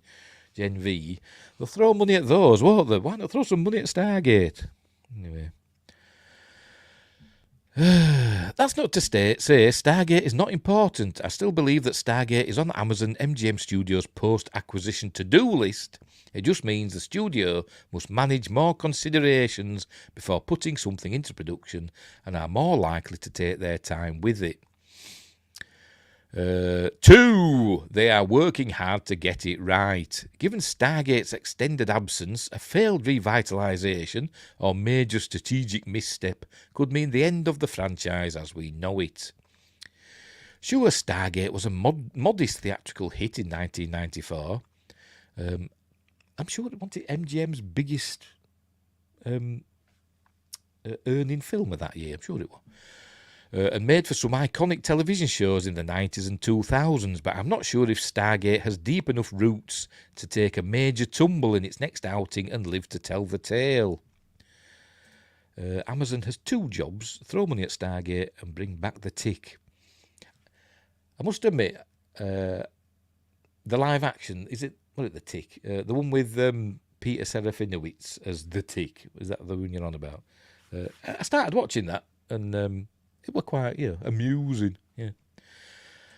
But I didn't get all the way through it. I'm like that with stuff. I forget about things. I start watching stuff and then I forget about it and then, Sure, Stargate was a modest theatrical hit in 1994 and made for some iconic television shows in the 90s and 2000s. I've read that bit, haven't I? As a result, whatever comes next for Stargate might be a make or break moment for the franchise. I'm sure I just read that. Anyway, whatever. So how does Amazon MGM Studios ensure that their new Stargate project successfully revitalises the franchise? First and foremost, speaking of which, did you read the novels that are sequels to the movie? They're so odd, but cool what ifs. The novels that sequels to the first movie. No. I think I've got 2 Stargate books up there, and I've never got round to reading them. No, they're not over there. They're over there now in the box. I've got the Atlantis one that follows on from the end of season 5, and I've got another one. I think it's an SG-1 one, and I can't remember what that's called. And I've not got around to reading them. I'm terrible. I buy books. I'm always buying books, and I have books bought for me, and I never get around to reading them. I'm sure I forgot how to read. That's why I can't read these bloody things. Just finding the time to sit down and read a book, innit? But anyway. Where were we? I'll start again. So how does MGM Studios ensure that their new Stargate project successfully revitalises the franchise? First and foremost, a major decision must be made regarding franchise canon. Do they stick with the well-established canon from the Wright Cooper era, or do they attempt to recapture what made Stargate great by wiping the slate clean and starting fresh? No, continue it, in my opinion. They are sequels to the movie without any TV canon. Oh, right. No, I've not read them. Not even heard of them, to be honest. Anyway, while I've previously made it clear that I think the television canon must be sustained, I recognise that Amazon MGM Studios might have a different perspective, because they're suits and they don't care, they don't know anything about anything. I hate executives. For new Stargate to be successful, it needs to appeal to a wide range of viewers. Excuse me. Both die-hard fans and casual audiences alike. Sod the casuals. So Amazon MGM Studios might feel like they are limiting the future of the franchise and alienating potential new viewers by sticking with the Wright Cooper timeline and its dense, layered mythology and extensive cast of characters. There's also the question of format. Is Stargate a strong enough brand to relaunch with a series of theatrical films, or should it remain an episodic television series? Or is it wise to relaunch the franchise with a major blockbuster release to reintroduce Stargate on a bigger scale before segueing into an original series on Amazon Prime Video? if they make Stargate with new canon, they'll cancel the show after one season and say, wow, I guess people don't want Stargate anymore. Yes, that's what they'd do. Yes, because it'd put a lot of fans off, wouldn't it? A lot of, SG-1 and Atlantis fans. Unless it's like astonishingly good, but that's unlikely in this day and age. Or they'll do a Star Trek and they'll say, oh, yes, it is part of the canon and all that stuff, but they'll just change it enough. And you'll be watching it thinking, what's happened to the Stargate? Why does it look like that? Why are the lights on it purple? And they'll just try and make out, oh, they've always been purple. Anyway. While we are mostly in the dark regarding the studio's decision-making process, some rumours surfaced at the end of 2022 that shed light on what may have been transpiring behind the scenes. Apparently, at that time, several groups were pitching to Amazon MGM Studios about their ideas for new Stargate content, including the Expanse television series creators Mark Fergus and Hawk Osby, great name, some undisclosed producers from Amazon's The Boys, and J.J. Abrams' production company Bad Robot, which is where they made the Stargate purple or whatever. Stargates are just triangles now. Yes, that's what they do. Oddly enough, I started writing a book, another Mercury Rapids sequel, and in that. It had portals. I had portals of alien design. They were triangled. Curiously enough, but I never published it. It's one of my unfinished things that's on my computer. Dear. The fact that Amazon took pictures from TV creatives instead of just hiring filmmakers to execute a predetermined corporate vision for Stargate is certainly an encouraging sign. It suggests the studio is open to different takes on the material and is looking for an established partner to help them crack the best way to revitalise the franchise. 3. Lost media. I got about 20,000 words into it and just forgot about it. Anyway, number 3. Amazon may be tightening up content spending. Despite Amazon being one of the biggest and most successful companies on planet Earth, all is not well with its entertainment division and streaming service, Amazon Prime Video. While most streaming services have been shelling out billions each year to attract top talent and produce the hottest content possible in the hopes of staying competitive with Netflix, 2022 was a wake-up call for many of these platforms. The COVID-era streaming boom was over and streamers started hemorrhaging subscribers as the market became oversaturated and economic factors like inflation tightened consumer spending. Yep, there were too many of them. And there still is too many streamers. Anyway, all of a sudden investors were looking for profitability rather than some fantasy of rapid exponential growth which could justify the enormous budgets. While Amazon MGM Studios is backed by a cash-rich parent company, Amazon CEO Andy Jassy reportedly had concerns about the studio's liberal spending, questioning if it was yielding a worthwhile return on investment. Well, why don't you just go and talk to Jennifer Solke, or Jennifer Solk, I don't know how to pronounce her bloody name, and bloody Vanity Project, Rings of Power, Lord of the Rings, Rings of Power, where she inserted herself as Galadriel, and spent a bazillion spondulex on it. Just a few weeks ago, the studio laid off several hundred employees, including some senior executives, and reorganised its leadership structure, further indicating an attempt to streamline their operation in 2024. They also introduced a controversial change to Amazon Prime Video, requiring existing subscribers to now pay an additional $3 per month to watch content without ads.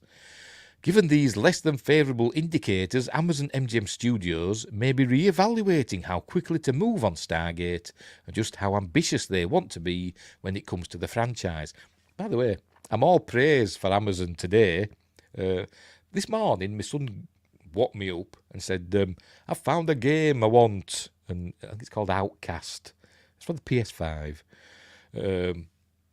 So I said, all right. It says it's out. I said, okay, I'll have a look on Amazon and see, how much it is and that. And I looked and I thought, I'll get it for him.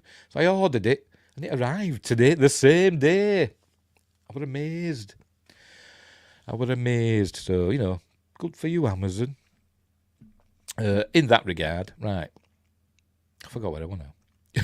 Anyway, given these less than favourable indicators, Amazon MGM Studios may be re-evaluating how quickly to move on Stargate and just how ambitious they want to be when it comes to the franchise. Or perhaps they have settled on how to proceed with Stargate, but are currently in a holding pattern to see how the dust settles before moving forward. Is that the Jack O'Neill, or is that the one that's named after her, the Samantha Carter, or is it the Daniel Jackson? Don't know. Always naming the ships, weren't they, after the SG-1 team members. Me. Wingrace, Lord of the Rings never struck me as a world to live in and explore. It hit a chord. Because of Tolkien, yeah, pretty much. But it didn't do very well either, I don't think. Didn't they say something less than half of its viewers that watched the first episode were still watching by the time it got to the end of the series? So it lost over half of its audience, didn't it? Which, if it were a Netflix series, would have got it cancelled, because apparently that's the criteria on Netflix. If your show loses half of its audience by the end of season 1, it gets cancelled. So it would have been cancelled if it had been a Netflix show. Anyway. Thing is, I didn't hate Lord of the Rings of Power. I didn't like it very much either, but I didn't loathe it like some people, loathe it. But it just wasn't very good. It wasn't very good. Right, number 4. Stargate will be expensive to produce. While Stargate has always been known for its thrifty use of its budget and ability to create impressive planet-hopping adventures with limited resources, the effects in Stargate Atlantis, I think, are amazing. Particularly in the space battles and stuff. That's why I use one in my intro. They're amazing. Well, that's a dumb model. Netflix cancelled a show I was watching halfway through me watching episode 1. Yeah, they do. They do, and they tend to cancel things just as they're getting good, or just when they're getting on a cliffhanger, like Santa Clara Diet. I loved that. With Drew Barrymore and Timothy Olyphant. A great show with that. They bloody cancelled that. So that's what's annoying about Netflix, to be completely honest. But that can happen with regular studios as well, I suppose, can't it? Things get cancelled all the time, don't they? So, but anyway. If you don't hold on to your audience, you're going to get cancelled. Whether you're on a streamer or on regular TV, I suppose. Anywho, right, where were we? We'll start that again. While Stargate has always been known for its thrifty use of its budget and ability to create impressive planet-hopping adventures with limited resources, we are now living in a different era of filmmaking. Production costs have gone up across the board, and even if Stargate is revived as a modest streaming series, it could come with a much heftier price tag. Yeah, because they think they're making films instead of TV shows. Maybe they should release things weekly, grumbles. Yeah. Which they are doing more of now, aren't they? There's still some stuff still does come out, doesn't it? For you to binge all at once. But you seem to be getting more weekly things on streaming services. Furthermore, given how streaming series have become more ambitious in an attempt to compete with the scale of theatrical films, viewers can now expect a certain standard of quality from their premium shows, especially if it's from a major franchise. It's because they're all trying to compete with Game of Thrones. They're trying to make every series a premium series now. It was Game of Thrones that essentially started that sort of, wasn't it? That was the big one, the catalyst, wasn't it, that set all that off. I think the last, is it like shows like on the CW? They're like kind of, if they're still going, I don't know. They're kind of like the last vestige of old-fashioned TV series. It'd be like 20 episodes plus. But anyway. Weekly and a minimum of 15 episode seasons. That's the sweet spot, in my opinion. A minimum, yes, of 50. I'd say 20 myself, but minimum of 20. Get 24 in, Beep, beep, beep. We still love 24. Anyway, furthermore, given how... I've read that answer. Were Stargate to make a return on Prime Video and compete for the affection of new viewers, it would need to hold up against the latest offerings from Star Wars, Star Trek and other major sci-fi franchises. If it is a major theatrical film... By the way, Windgrace is still smarting from the cancellation of Quantum Leap, by the way. I prefer 24, but I was trying to compromise. Well, yeah. And that's okay. That's okay. For the millions of studio execs watching, yes, around the world. If it's a major theatrical film, on the other hand, Stargate will need to deliver compelling blockbuster-scale action to appeal to a wide range of casual viewers, as these kinds of films must attract an enormous global audience to even turn a profit. Well, they could do. They could set it in the Stargate canon, the TV canon. I mean, they could do an Atlantis one, or a crossover SG-1 Atlantis one, where maybe you've got the Wraith and all these other bad and have massive space battles, because we've had them in SG-1 and Atlantis, particularly Atlantis. That was the series if you wanted big space battles, wasn't it? But anyway, they could do it if they wanted to. That being said, as these kinds of films must attract an enormous global audience to even turn a profit. That being said, I do think the film industry is currently learning an important lesson. Bigger doesn't always equal better, exactly. Not every franchise project needs to gross $1 billion at the box office or become a Stranger Things-sized hit on streaming. They could have a big battle against the Wraithplicators. Yes. Yes, that's something that... Well, that coming, you think that were going to happen when down the line in Atlantis, the replicators becoming wraiths or whatever? Because they never... I don't know. Well, the replicators were designed to destroy the wraith, weren't they?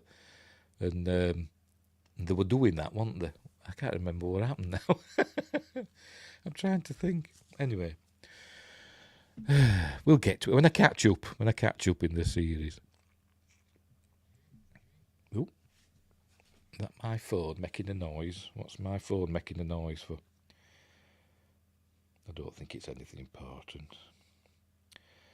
No. Man. Probably the cat tripping the camera outside. Anyway. Besides, the more responsibly priced a production is, the fewer patrons it needs to be considered a success. So perhaps Amazon MGM Studios will apply this lesson to new Stargate. Speaking of patrons, check out my Patreon page. Link is in the description. Still, no matter what approach the studio takes, it's clear that a new project will require a significant investment. Complex sets, practical alien locations. No, you just need a Canadian pine forest. That's all you need. State-of-the-art visual effects or something like the volume of The Mandalorian. It ain't gonna be cheap. And there's Jack O'Neill's pond. Number 5, the strike slowed everything down. To be honest, I was never keen on human form replicators, but I like them in general. I didn't like them either, to be honest. I prefer the replicators when they were, the bug ones, and when they got to human forms and they were like made of, tiny nanobot things, kind of lost me a bit. But anyway, you need a forest and a quarry nearby. Yes, you do. Yes. With the Stargate in the middle of the quarry, so they've got to run for it through open ground. With stuff blowing up around them, and then jump through the gate. just as a big explosion goes off, at the opening, and that's what you need. Anyway, so yes, I agree. Number 5, the strike slowed everything down. I don't want to spend too much time talking about last year's labour union contract debacles. But it is important to note just how much damage the strikes inflicted on the entertainment industry as a whole, regardless of where you stand on the merit of the demands of the Film Actors Guild and the WGA. More than $6 billion of value is estimated to have been lost as a result of the strikes. And was it something like over 40,000 jobs altogether, have been lost because of the strikes.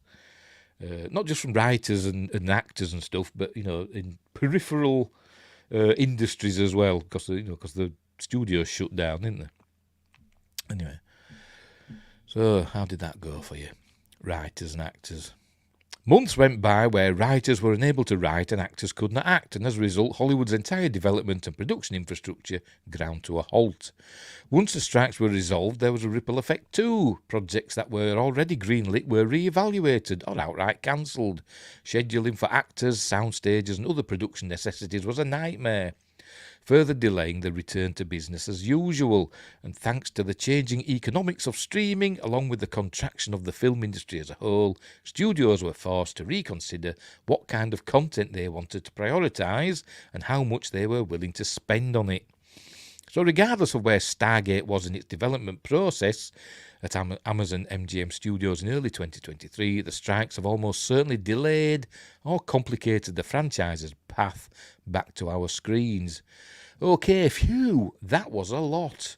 I'll give everyone a second to catch your breath because there's one last factor I want to address regarding Amazon MGM Studios' radio silence. And there's a thing from Stargate Universe. Number 6, the overlooked value of Stargate. While it is not something I take pleasure in saying, I think it is entirely possible that Amazon MGM Studios does not recognise the value of Stargate and its fan base, and does not understand the untapped potential of this franchise. If you've been a part of Stargate fandom for long enough, you know that the franchise has been underestimated since day one. Even after Stargate proved itself with several successful series in the 2000s, MGM exec Charlie Cohen repeatedly had to go to bat for Stargate with his bosses, who did not understand why the franchise was being treated as such a priority. Even now, despite the absence of new narrative content, the digital footprint of Stargate fandom online remains impressive and robust. Fans showed the studio during the #WeWantStargate fan campaign, which trended globally on Twitter, that there were plenty of consumers still interested in the future of the franchise. I've also heard rumours that the viewership for Stargate SG-1's tenure on Netflix was excellent. Never been on Netflix over here, I don't think. And I'm willing to bet that then, I think, and when it were available on Amazon, I think you had to pay for it extra. Now it's, it's through MGM now. You've got to subscribe to MGM through Amazon if you want to watch Stargate, on streaming. Anyway. And I've also heard rumours that the viewership for Stargate SG-1's tenure on Netflix was excellent, and I'm willing to bet that Stargate licensing and merchandising, which have notably increased in recent years, despite no new productions, have been a solid source of passive income for the studio too. I think Stargate is it's an iconic brand. I mean, you can't see it up there. Hang on, maybe you could just make it out. Can you see it there? Miss Stargate. I mean, that's a... can you see it? I don't know. It's up there anyway, Miss Stargate. It's an iconic shape. It's like the TARDIS or the Starship Enterprise. They've got that, the TARDIS, Starship Enterprise, and the Stargate. That's, whatchamacallit? A thing for your fish to swim around in an aquarium thing for your fish to swim around. And I don't think it said Stargate. I think it just said, ring of whatever. But it's definitely a Stargate. Anyway. I forgot where I went. I keep bloody missing my place. Unfortunately, it's unclear whether this kind of data is reaching the high-level executives who make decisions regarding the franchise's future, and besides, an argument can be made that while such data is emblematic of a strong fan base, a healthy fan base alone doesn't always create enough viewers to justify an expensive new movie or television show, as proven by them doing the Stargate Command streaming service. I'm sure like thousands of people probably did subscribe to it, including me, but that probably wasn't enough to keep it going. You know, all the Stargate fans probably subscribed to it, but it didn't bring in new fans, did it? Anyway. But while new owners undervaluing, that's why it only lasted a year, but while new owners undervaluing a golden asset is a story as old as time itself, oversight is no excuse for continued inaction.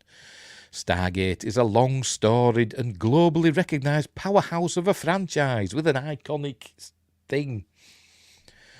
Amazon bought MGM specifically for its IP and extensive library of content, so to think that it has a successful, multifaceted franchise on its hands that it can reactivate, immediately increasing the value of the legacy shows while also guaranteeing a built-in viewership for new shows, should be considered a prime opportunity.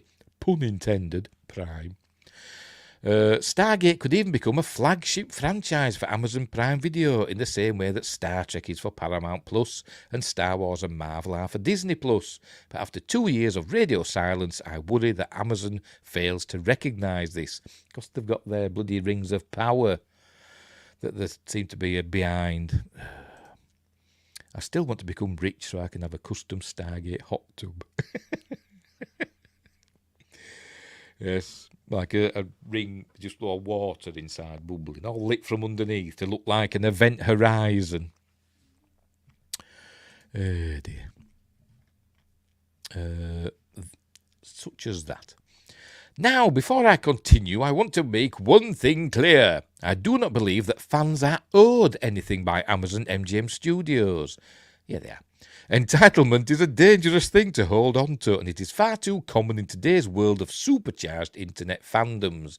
That being said, before he says, I'm going to say, yes, studios do owe their fans. It's the fans that keep interesting stuff alive. It's the fans that keep money going into the studios in DVD and Blu-ray sales and subscriptions to streaming services where they can watch the shows, and which is often demonstrated in these shows being high in the top tens or whatever, like on Netflix in the UK. Star Trek, the proper Star Trek, Voyager and Next Generation, Deep Space Nine and Enterprise, they're always up in the trending sections on Netflix in the UK. They're always up there in the top 10. So, and I'm sure Stargate would be as well. Maybe it is, I don't know, on Amazon, but I don't know. I think we are entitled to expect the company that owns something we love to actually do something with it. We are entitled to demand what that is, though. Yes, we are. We've got to do it how we want it. I know what you mean. Yes, but they do owe the fans, because, as I said, it's the fans that essentially paying their wages, aren't they? Because fans of Stargate will also become fans of other shows, of other genre shows. So there'll be a lot of Stargate fans on Amazon that'll also be watching the Boys and stuff, and Reacher and stuff like that. You know, action shows, and so they're watching those while they're waiting for Stargate to come along, and The Expanse and stuff like that. Anyway.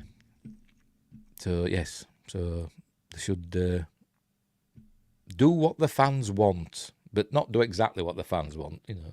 We need a good story, don't just...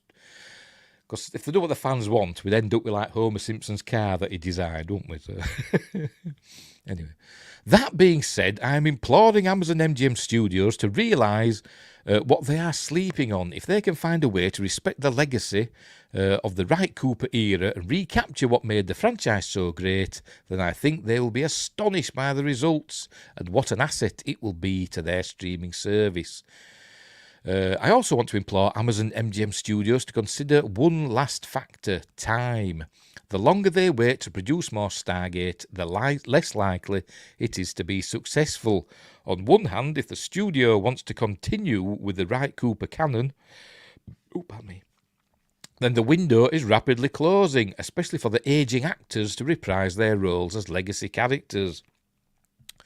On the other hand, if Amazon wants to do a full reboot, well, that reboot's prospects are largely dependent on people's attachment to and memory of the franchise. And if most Stargate fans have either died, moved on, or no longer hold an emotional connection to the franchise, then why even bother reviving it? Simply put, the longer Stargate sits idly on the shelf, the more devalued the brand becomes. That's why Amazon should start pushing classic Stargate. Never mind just hiding it away in the MGM whatever. Just start pushing it. Start, putting it on people's recommended lists and stuff like that. Get it out there. Get people watching it again. Anyway, that's why I think it's best to bring in old and new people. Non-fans can make Wrath of Khan, but Patrick Stewart can make Picard Season 2. Yes.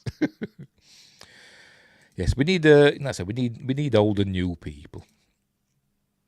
You could have like I say, Brad Wright or Joseph Malozzi or one of the other people that were in charge. The old producers from classic Stargate. They could be like there as advisors or whatever. You could have brand new showrunners like this Hawk Osby and the other fella or whoever. But get some of the old hands in to steady the tiller, or to guide them. From their experience, use their experience, learn from them. Anyway, Stargate fans are loyal and long-suffering, but they are also starting to lose hope. So please, Amazon MGM Studios, while we understand the complexities of reviving a dormant franchise and the industry factors currently in play, don't let Stargate remain dormant any longer. Oh, is that it? Oh, we're done. All right, cool.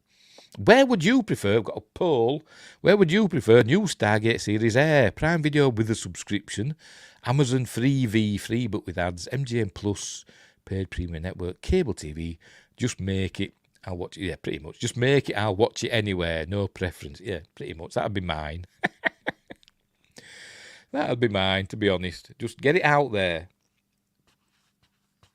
It can premiere on Prime Video or MGM Plus or whatever. It can premiere there, but then sell it, shop it out to others and get it out there. Make your money back.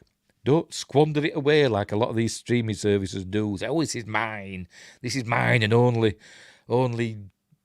our subscribers can watch it.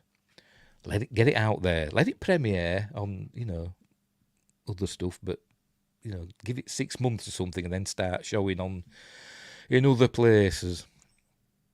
I'm going to vote. There we go. Is it going to say how? Come on, loading.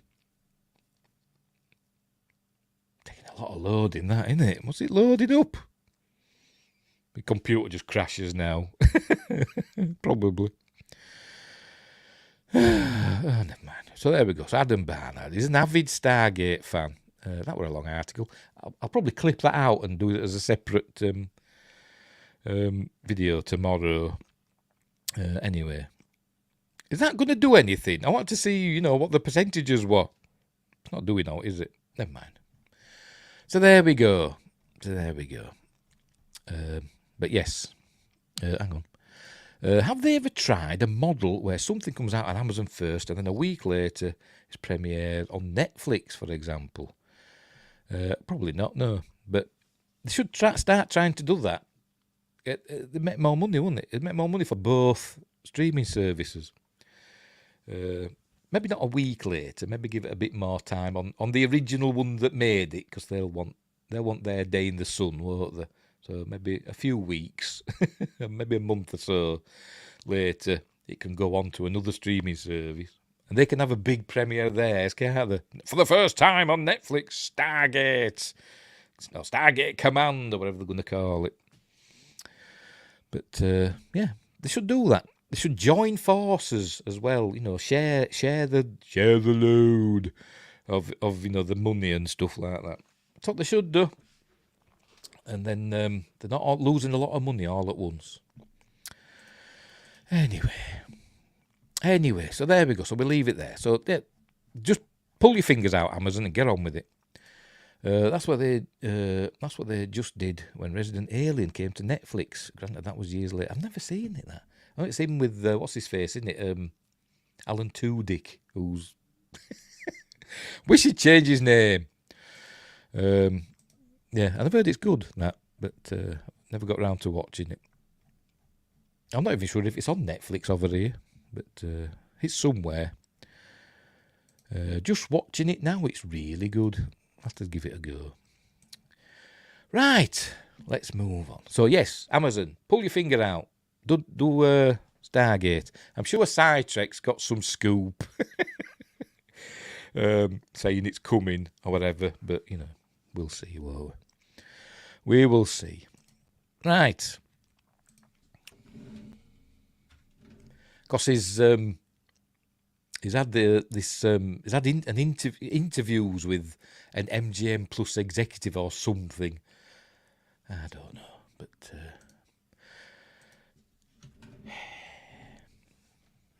I'm not saying I don't believe him. I'm just saying I don't know. Right, Star Trek adjacent. Here we go. It's from the Digital Fix. Who wrote this one? Jacob Barnes. Right. Unlike Captain Kirk, Shatner saw only death on his real-life space trip.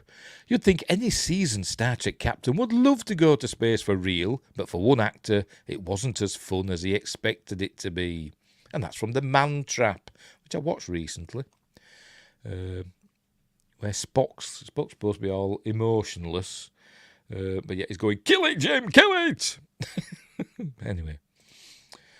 For any actor involved in the Star Trek franchise, you would have thought that, God, I'm tickling, buddy. I'm sure I've got fleas. For any actor involved in the Star Trek franchise, you would have thought that the experience of boldly going where no one has gone before would be the chance of a lifetime. If it's Shatner, though, it's going where no man has gone before, obviously. Although he does say no one at the end of Star Trek 6, after saying no man. In the case of William Shatner, though, the original and perhaps the best Star Trek captain of all time, the trip to space was far from enjoyable. Janeway's my number one, sorry she is. Shatner, who played Captain James Kirk in the first iteration of Star Trek in the original TV series and later fulfilled the role in a handful of science fiction movies too, was sent into space in October 2021 by Amazon boss Jeffrey Bezos. Jeffrey? All those years in the Sci-Fi series couldn't have prepared him for what he saw, though. In his memoir titled Boldly Go via Variety, Shatner revealed his thoughts on the experience of being up above the world, and it's equally upsetting and also quite beautiful in a weird way. On staring into space, I do that a lot, just from Earth, Shatner said, basically just like that, when I could be reading a book. But anyway, on staring into space, Shatner said, when I looked into space, there was no mystery, no majestic awe to behold. All I saw was death. I saw a cold, dark, black emptiness. It was unlike any blackness you can see or feel on Earth. It was deep, enveloping, all-encompassing. Pretty bleak, right? It doesn't get much happier either. As Shatner continued, I discovered that the beauty isn't out there, it's down here with all of us. By the way, I can't do a William Shatner impression. So.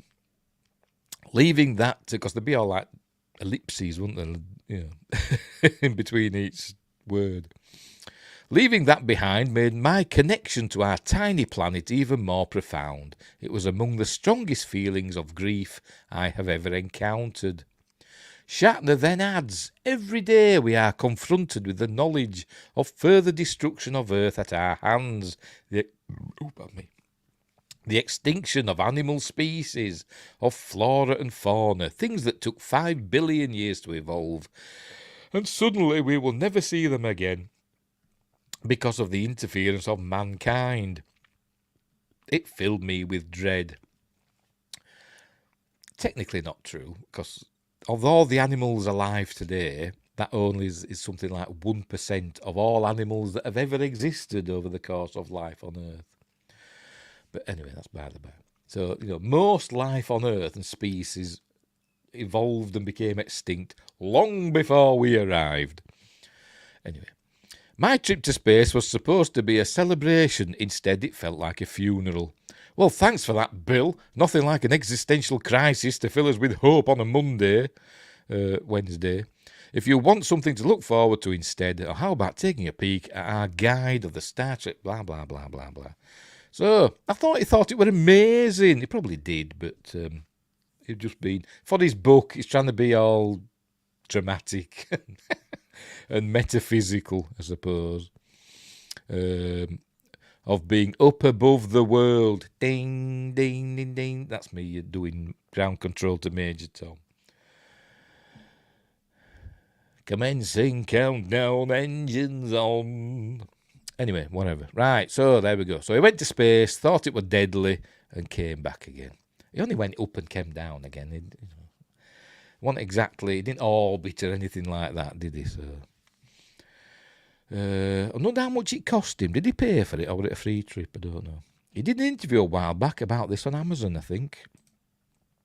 I'll have a look for that. If it's, well, you mean like a video, like a video interview on Amazon, where he said all of the death stuff. I will look for that and see if I can find it. So there we go. Right. So enough of enough of the Shat being maudlin. I mean, he is 92. Is he 92 now? 91. He's getting on into. Right. Oh, what the hell happened there? Right. Next up. Giant freaking robot. Matthew Flynn, the best sci-fi horror film of all time, is coming back to theatres, which is a bit of a coincidence, I must admit. But I'll mention that in a minute. On April 26th, Ridley Scott's iconic film Alien is making a triumphant return to the big screen.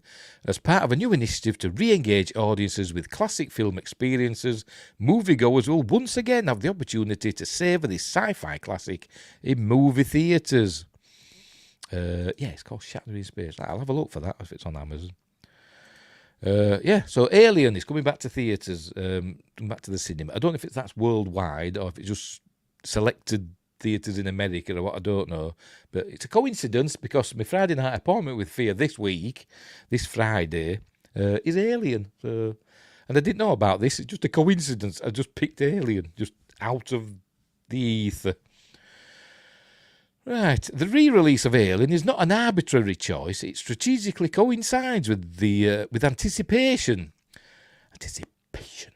for the upcoming release of Alien Romulus. The new entry in the franchise is set to debut on April 26th, 2023, offering a fans... Why does that seem like a future in the future? Doesn't it?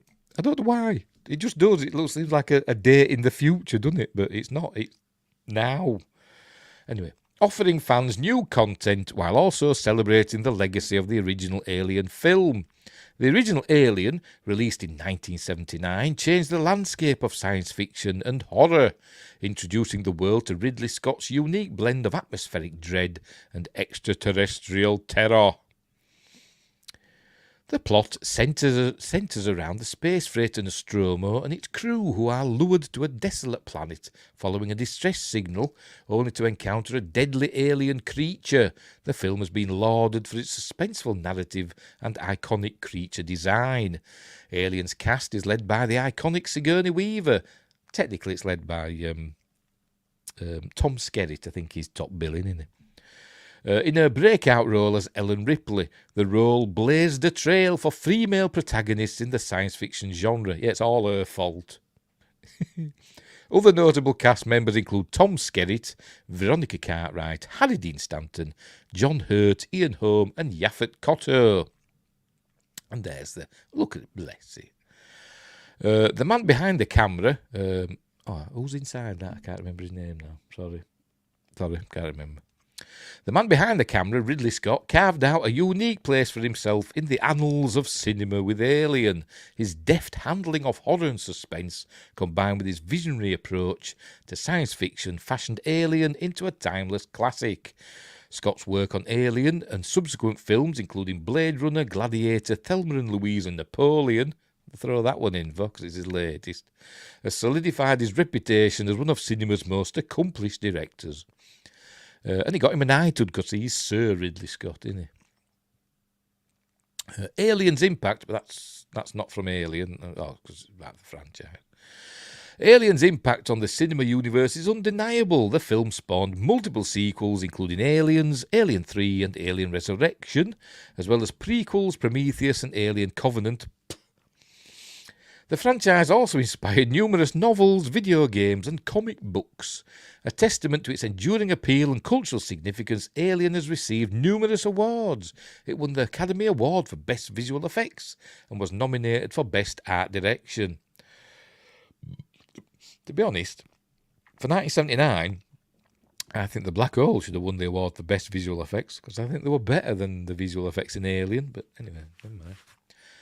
Additionally, in 2002, Alien was deemed culturally and historically or aesthetically significant by the Library of Congress and was selected for preservation in the United States National Film Registry. What does that mean then, for preservation? Does that mean they just take the original negative and just store it somewhere where it'll never deteriorate, or what? I don't know. What does it mean? I don't know.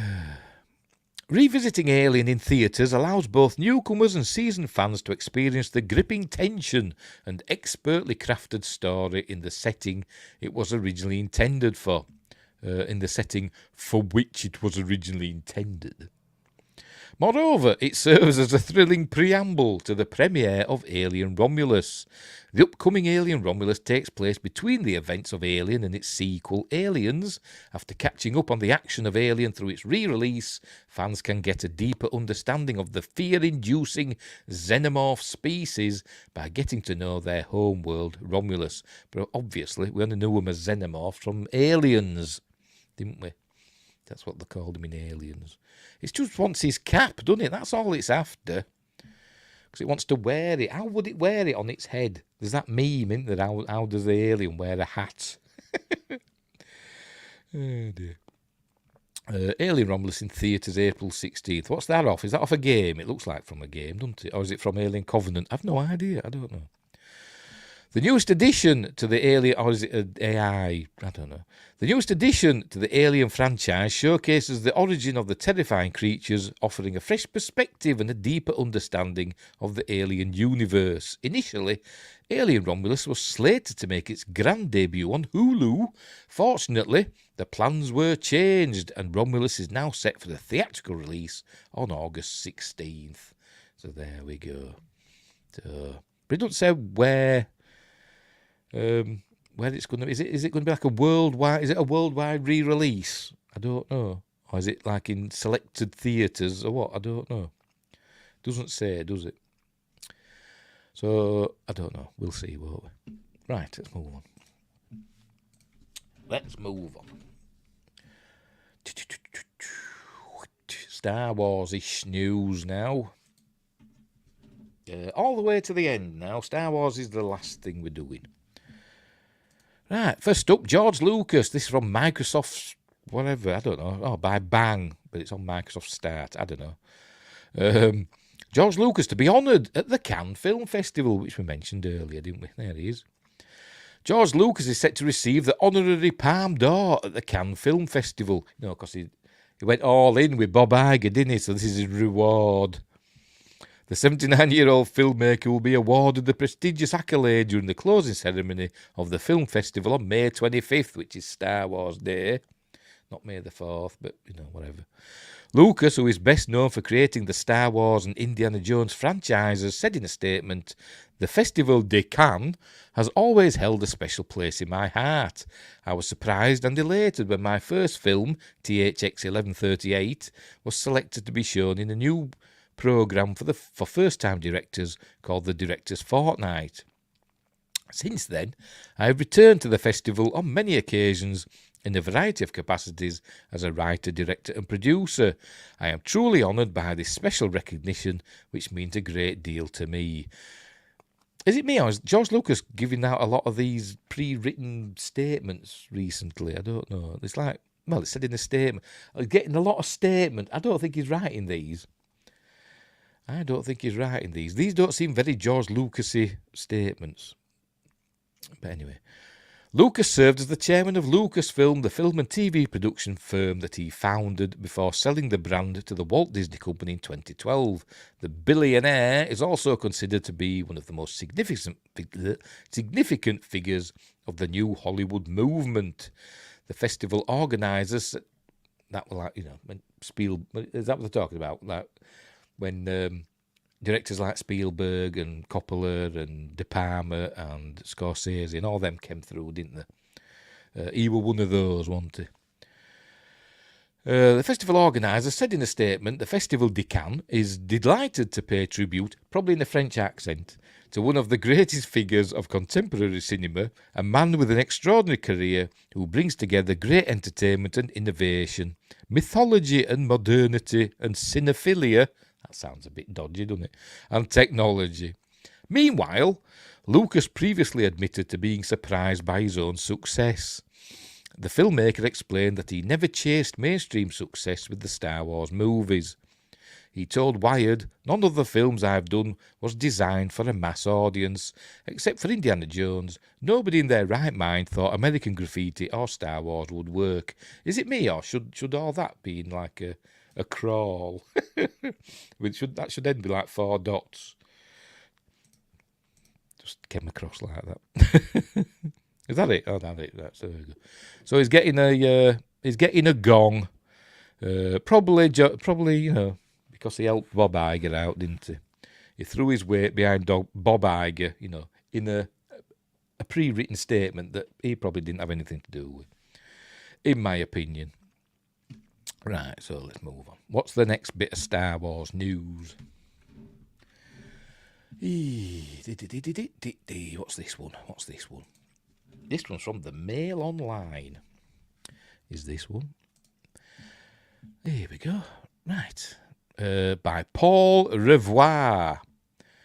Is that his real name? Don't know. Won't let me get rid of that.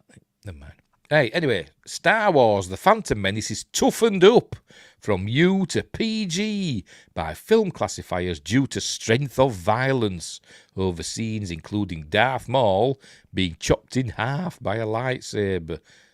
Well, that's always been in it. But now, though, it's got a bit of spray of red, hasn't it? It didn't have it originally, but anyway. The age rating for Star Wars movie The Phantom Menace has been toughened up from U to a PG by film classifiers. This is in the UK, by the way, ahead of 25th anniversary screenings.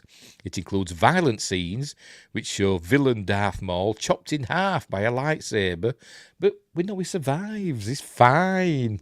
I wonder if his leg half survived as well. His top half survived, and his legs being used by something else. Maybe there's he ended up with robot legs, didn't he, did Darth Maul? So maybe there's a robot with Darth Maul legs. That'd be good, wouldn't it? It includes violent scenes which show villain Darth Maul chopped in half by a lightsaber and Jedi Master Qui-Gon Jinn being stabbed through the torso. As a result, the British Board of Film Classification has tightened up the age classification for the film, with the warning the film includes moderate violence and mild threat. By the way, anybody can see them, by the way. It doesn't mean you have to be over a certain age to see a PG film. It's just saying it may have things that young children may find scary or whatever. The BBFC said a key consideration for raising the classification was the strength of violence in the film. It added the violent scenes, because PG stands for parental guidance, obviously. It added the violent scenes in the film fit more comfortably with a PG rating. Recent research by the film body showed that on-screen violence was of increased concern to audiences. This research has helped shape the new classification guidelines that are introduced next month. This comes after the film classification body was criticised over its recent decision to raise Mary Poppins from a U to a PG over discriminatory language. Hottentots. You're not allowed to use the word Hottentots anymore, when violent films still had the lower rating. In The Phantom Menace, released in 1999, two Jedi Knights escape a planet with its queen before they meet a gifted slave boy as they face the re-emergence of the Sith, an ancient order dedicated to the dark side. The film, which is the first episode in the series of Star Wars movies, although it was the fourth one made, stars Ewan McGregor as Obi-Wan Kenobi, Liam Neeson as Qui-Gon Jinn, and Natalie Portman as Queen Amidala, democratically elected ruler of the Naboo. The BBFC highlighted the scene where the character is stabbed with a lightsaber during a duel. It also pointed to the way a villainous character appears to have been slashed below the frame with a faint mist of blood, which wasn't in the original theatrical release. That were added, I think, for the blue DVD, whatever. An undetailed sight of a severed body. Yeah, he's just seen come apart as he's falling down the shaft. When the film was last classified in 2012, it was given a U rating, upholding the original classification given in 1999, meaning it was suitable for all ages. The new rating of PG means the content should generally not unsettle a child aged around 8. I've never heard that before. Usually they say children of a young age may find these scenes disturbing or something like that. Don't usually put an age in it. Anyway, this is not the first time that Star Wars films are being given higher ratings in recent years. Last year, 1983's Return of the Jedi was lifted from a U to a PG because of moderate violence, and 1980's The Empire Strikes Back was also raised in the same way in 2020. You know what? I didn't even know that. A BBFC spokesman said a key consideration in the classification of this film was the strength of the violence. Classification decisions will take account of the degree and nature of violence. They added that the current guidelines for a U rating state that violence will generally be very mild, and mild violence can be acceptable if it is justified by context. So I've got to read. I'm just looking down to see if... oh no, it's down there, I think. But British cinema audiences are less tolerant of violence and sex on screen than in the past, but more relaxed about the depictions of drug use, according to a new study. Research conducted by the British Board of Film Classification for the latest revision of its classification guidelines suggests attitudes towards cinematic violence and risque content have hardened in the last 5 years. The Film Ratings Board says it may require higher ratings for violence and sexual scenes, but attitudes towards the use of cannabis and solvents in films have softened since its last rule revision in 2019, requiring less strict ratings. As a result, kids' blockbuster Bumblebee and James Bond classic From Russia with Love would be uprated from a PG to a 12A in 2024, but Bob Marley biopic One Love, with frequent depictions of cannabis, avoided a 15 rating and was released as a 12A. As well as audiences being more relaxed about drug use, the BBFC said the use of the drugs and its effects were seldom referred to. It comes down harder on material that glamorises substance misuse. And there's images from films. That's from Bob Marley, which I'm not going to see. That's from Russia with... No, that's from Goldfinger, is that? Oh, yes. BBC says audience now view this scene from Goldfinger as sexual assault, elevating the film's rating to 12A, were it ever to be reclassified. All right. Yeah, well, it's with Pussy Galore, isn't it, where they're in the barn, aren't they? And he kind of basically forces himself on her. But, you know, she gives in because it's James Bond. That's Bumblebee. That's From Russia with Love, isn't it? Yeah. Anyway, how's this article going for? Bloody hell. Bloody hell, I'm not reading all that. If you want to read the rest of it, whatever. So anyway, the gist of it is the raising, the changing the ratings, and this is what the ratings mean. You, suitable for all, blah blah blah. Oh, unlikely to unsettle a 4-year-old. PG content should generally avoid upsetting children aged 8, with no glamorised depictions of dangerous and discriminatory behaviour. I'm sure they never used to use actual ages, though. I think they just used to say very young children or something like that. Anyway. 12A. Under 12s are allowed in with an adult. I thought you weren't allowed in at all if you're under 12, but anyway. That doesn't say the 15 rated films. It doesn't say, kids under 15 allowed in or not, or have they got to be accompanied by an adult? I've no idea. 18, I know you've got to be over 18 to go see those. And R18, never heard of that one. All right, it's cheeky films, basically. Right, okie dokie.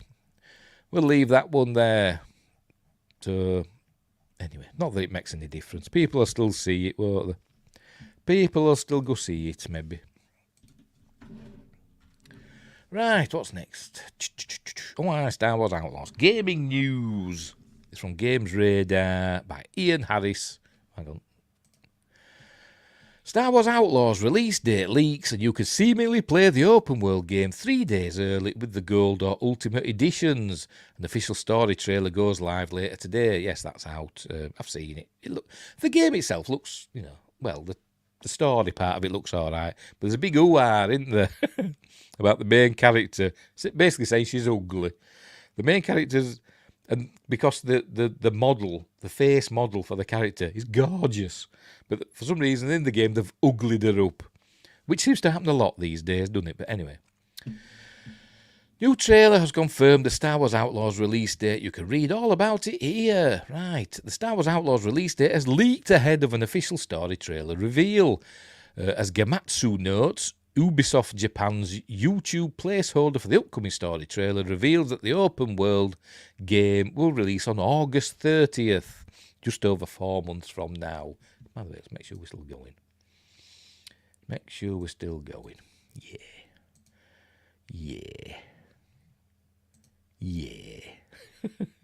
I think. Yes. Right. The YouTube description also revealed that those who buy Star Wars Galaxy's Gold or Ultimate editions get 3... Is that still going? Get 3 days of early access alongside a season pass and the usual sort of digital goodies you've come to expect. Buy Star Wars Galaxy's Gold or Ultimate edition. Don't they mean Star Wars Outlaws? They mean Star Wars Outlaws Gold or Ultimate editions. I think that's what they mean, don't they? I think. At the time of writing, the YouTube description has been tweaked to remove mention of the release date and special edition perks. Regardless, the Star Wars Outlaws trailer will go live. Blah, blah, blah, blah, blah, blah. It's out. You can watch it. It's a story trailer, though, so there's no gameplay footage, I don't think. It's just all cinematics. Initially revealed last year, Ubisoft bills this one as the first ever open world Star Wars game, which it's not. Because Star Wars Galaxies were first, wasn't it?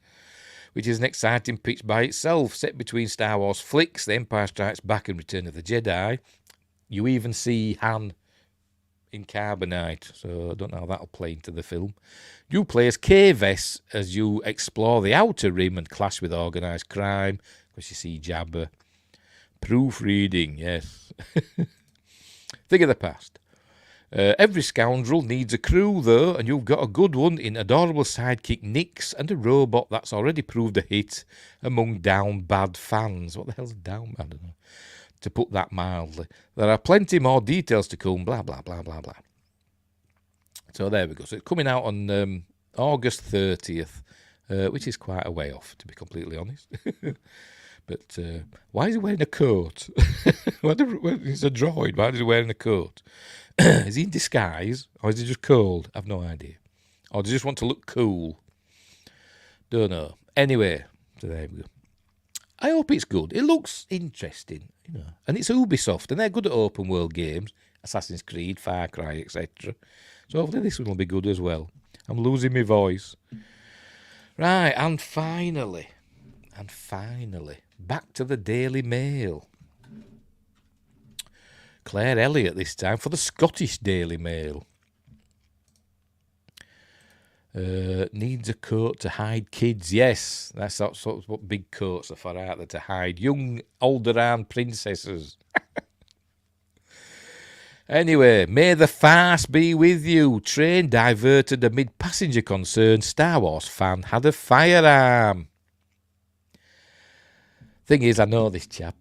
I call him a friend. I've met him in person once. Oh no, I've met him in person a few times actually at conventions, and we're on good speaking terms. And he's actually a really nice fella. Is Dan. So anyway, as Darth Vader's formidable soldiers, they are used to travelling to galaxies far, far away. Oh no, whatever. Drinking game near enough. But one unsuspecting stormtrooper struggled to make it as far as Dundee at the weekend after police diverted a ScotRail service over a safety threat. Dan Gillespie was heading from Aberdeen to a comic convention wearing his full Star Wars regalia when another passenger reported him to police. Unbelievable. They had mistaken his plastic blaster as for a firearm. Mr. Gillespie heard sirens from his seat on the train and was initially unaware of what was happening until he was approached by a guard. Moments later, the train returned to Aberdeen, where the stormtrooper faced the wrath of firearms officers and British Transport Police, and obviously stopped to take a selfie with him. Because there he is. Let's say he's the Scottish, the Grampian Stormtrooper. I think that's one of his handles online. And he's a lovely fella. He's Dan. He is. I say, he wears a kilt and everything. And look, he's got the saltire on his, whatever it's called. There we go. The Grampian Stormtrooper posed with two police officers at a train station. Oh, that's back in 2018. So, and there he is with a little Chewie. Right, the officers soon realised it was a false alarm, but the 50-year-old said he was still ordered not to travel until he had the toy concealed in a bag, which is kind of common sense, isn't it, I suppose? Don't have it out. And he claims he was also told never to step on a train wearing the £1,000 outfit again. Mr. Gillespie told the Scottish Sun, I heard sirens from the train along with an announcement not knowing why we stopped. I'm sure passengers on the train were annoyed with me. Mr. Gillespie, known as the Grampian Stormtrooper, is often out and about in his outfit and he has never experienced any problems before. He said the blaster was holstered, so it wasn't even out. 2 weeks ago, I was a trooper on the bus. No issues. It's a crazy world we live in. Oh, this is his... is that on Facebook? Is it? I think it is, isn't it? May close this page down. Was on train to Dundee for decon in my Stormtrooper. Train stopped not long out of the station. Guard came to chat, asking about blaster, and asked me to go with him for chat. Apparently someone reported it to police. Train went back to Aberdeen. Met by two firearms officers, 3 PS, I don't know, 2 British Transport Police, I don't know PSs, police something, special, maybe specials. They're volunteer police officers. 2 British Transport Police had to chat to them all on train, then in office, then took me home to get bag for it and back for another train. Asked not to wear Stormtrooper armour on train. Crazy world we live in. Been doing it 10 years. First time any issue with Stormtrooper blaster. Not been out much in it, so maybe just close page. No, Dan, don't do it. A British Transport Police spokesman said officers received reports of a man with a firearm entering Aberdeen station just before 9 a.m. on Saturday. He added officers attending alongside colleagues from Police Scotland, and it was determined it was a false alarm. Police Scotland declined to comment. ScotRail confirmed the train returned to Aberdeen. So what sort of an idiot calls the police on a fella in a bloody Stormtrooper outfit? What do they think we're going to do? Take over this, seize the train in the name of the Empire. There's sometimes human beings fill me with despair. They do. Just a fella going to a Comic Con in his Comic Con get up, as that. Maybe there were original trilogy fans that didn't like seeing him in Force Awakens. What was it? First Order, First Order uniform. I don't know if he were in that or if he were in his other one. I don't actually see. He's got both. He's got a First Order helmet and a regular, an Imperial Stormtrooper helmet. So I don't know. But as I said, he's a lovely fella. He's proper nice, and I've met him a few times at conventions. The Stargate convention I went to in a few years ago at Leicester Football Club. Lot of people there, but I spent a lot of time with Dan that day. Just chatting and talking and just wandering about and talking to other people as well. And he's a lovely fella. Anyway, he starts blasting. Should have done, shouldn't he? Should start pointing his gun at people. Like I say, he's a lovely chap, and I hope he doesn't close his page down. I suspect he might have done, to be honest, because I went looking for him on Facebook and I had to go to his personal account. I did search for Grampian Stormtrooper, but anyway. But he's fine. I did private message him, and he's fine. I think he's more annoyed than anything that this happened, but he doesn't want any publicity. He says because of this article, he's had a lot of messages and calls from news people, and he's told them all to bog off, basically. Anyway, so there we go. So keep at it, Dan, and keep going out in your Stormtrooper outfit. He also does his Stargate stuff, and he also does, one of his favourites seems to be his Hello Hello. I don't know if you know Hello Hello. It's a comedy series, and he's got the French police officer in Hello Hello. I was never a big Hello Hello fan, but the French who used to go good morning, he dresses up as him as well. I took a functional bow to a con.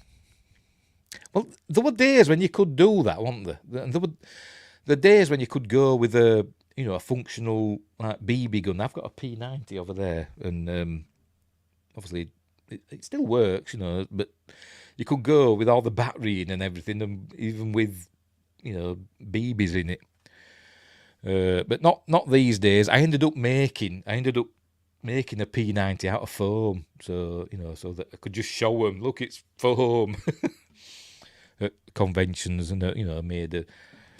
They even wanted to see. Hang on, just a minute.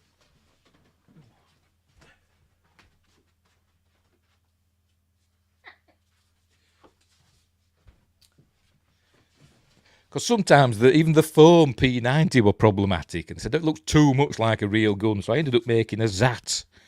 Can you see it? Hang on, ended up making a ZAT out of foam. Or as my mate calls it, my knob gun, because it looks like a knob, doesn't it? A willy.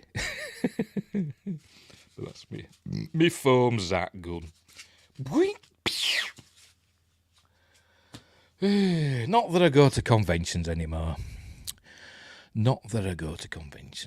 Anyway, that was and finally, with my mate Dan, who I've not seen in years because I don't go to conventions anymore, because I don't get the chance. Even though Aidan says, he'd like to go to one, but, there's got to be people there that he wants autographs of. They're few and far between these days. Anyway, although I think there is one in May, there's a horror convention that he might want to go to, so I'm going to try and get him to go to that. We will see, but it's hard getting him to go anywhere these days. Anyway, I think because of COVID and all that, and the lockdowns, he's kind of a bit, what's the word? Because of his autism and that, he's a bit agoraphobic, so to speak. It's hard to get him outside, to get him ready. I took him bowling a couple of weeks ago. That was the first time we'd been out in ages. Anyway. Right, so we'll leave it there. I think that was the last news item. I think that was it. me check. Yes, it was. That was the last news item. I've never been to a gate con. That'd be cool. I should have got my photos up. Just bear with me, see if I can find them. Oh, they might be on Facebook. Looking on Facebook might be the easiest way, mightn't it? Now then. Are they in me personal Facebook? Or are they on me other one? Let's have a look. Bear with me. We're live. I don't care. Now then, let's have a look. Autographs, not in any order. No, it's not in there. York Unleashed, Ultracon, Comic Con Day, Doncaster, Humber Unleashed. These are all Comic Cons I've been to. Come on, where are you? For the Love of Sci-Fi, Destination Star Trek. No, not in there, are they? Yorkshire Geek Fest. Hey. Collectomania. Used to love going to Collectomania. Might be in one of my other accounts. Where are they? See all profiles. This Mercury Rapids Nerdy Geekdom and Cosplay. Let's have a look in this one. Albums. Wakefield Comic Con, Yorkshire Geek Fest. Come on, where are you?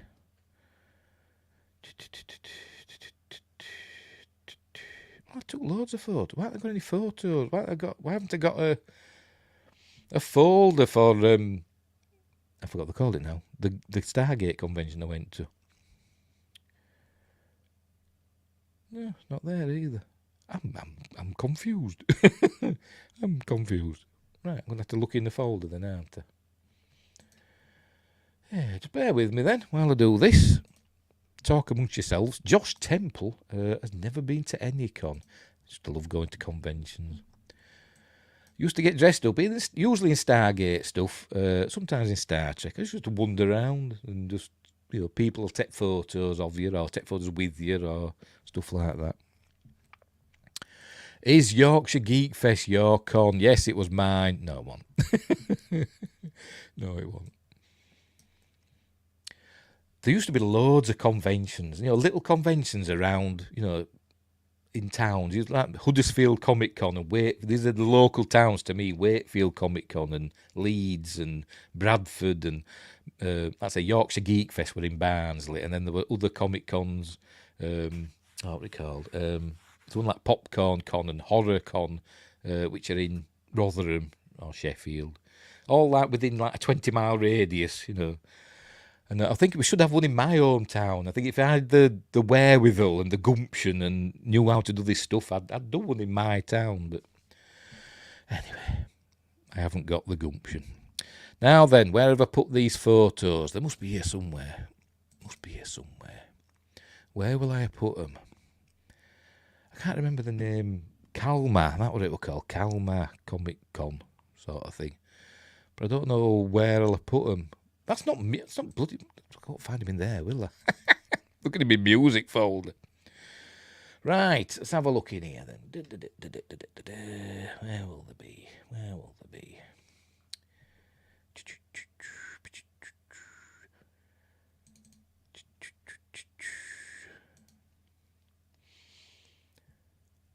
I'm sure I took loads of photos.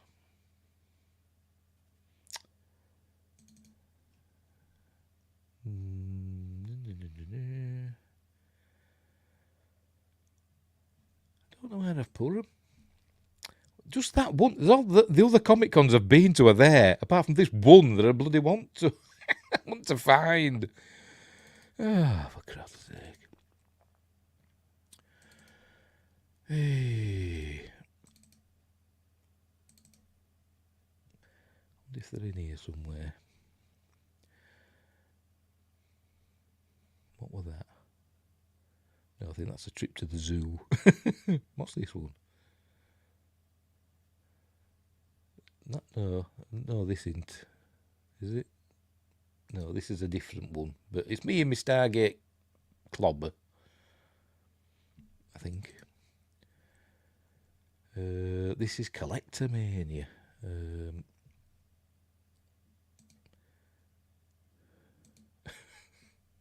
Not many photos from this one. Because it was just me and Aidan. I bet Dan were here, though. I bet there's a photo of Dan in here somewhere. I know you can't see it. Yes, there he is. There he is. Right, so I'll use this then. We'll go full screen with that. Use that. There it is. There's Dan in his good morning. I don't know the name of the character. Outfit. And me as a US Marine in my SG3 thing. What else we got? This is at Collectomania a few years ago. Oh, I've gone too far now. That's Aidan Bean. Ryan Gage. Who the hell's Ryan Gage? I don't know. Not many photos. One photo taken by Aidan. Where is it? Where is it?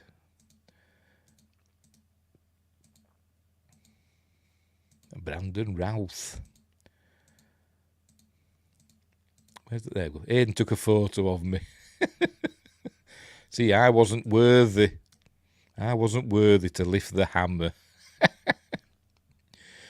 TOYG con. Yes, they should have one, shouldn't? Should set it up.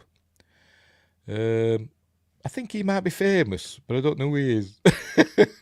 Maybe it's him. Whoever that is. I don't know. I probably got his autograph, to be honest. I think he played a Wookiee. Yes, he did. He played that weird-faced Wookiee, I think, in Solo. But anyway, I forgot his name. But I took a photo with him. Very nice. Is that it? Oh, that's Aidan's birthday cake from a few years ago. Right, okay. I'll try and find some more. While we're here, what the heck? I don't care anymore. Some of my fish I caught when I used to go fishing. This is just a random folder. It's what is my phone backup folder. Hey, anymore. Let's have a look. No, not in there then. Don't know what I've done with all the pictures from that Stargate convention I went to. Hang on, what's this one? What's this one? Oh, that's autographs. Well, let's have a look again.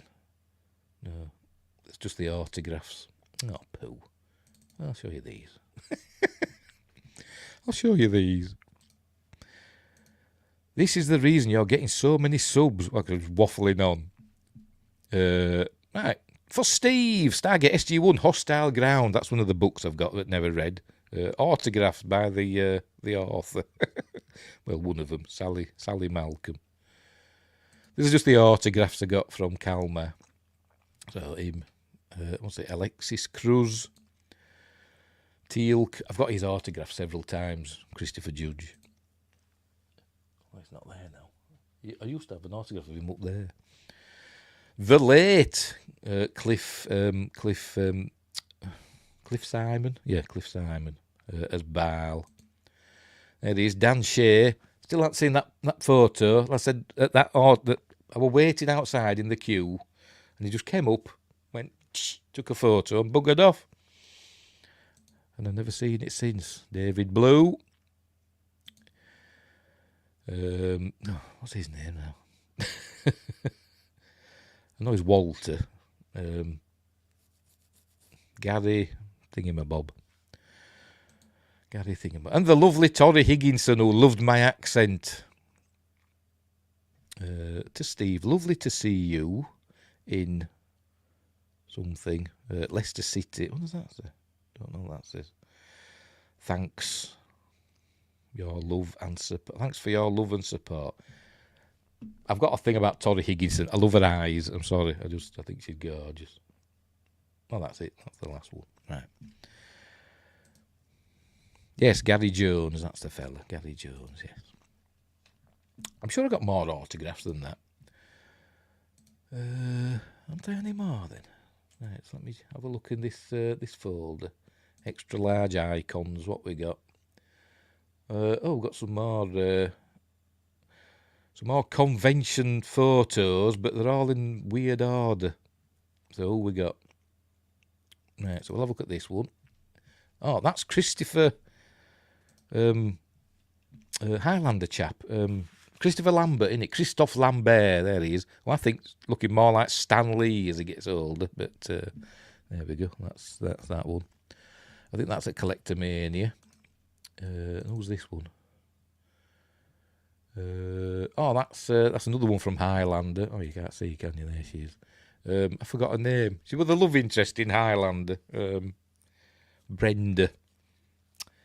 Can't remember the name of the actress, but there she is. She was very nice as well, bless her. I got their autographs. Let's see if we can find something else.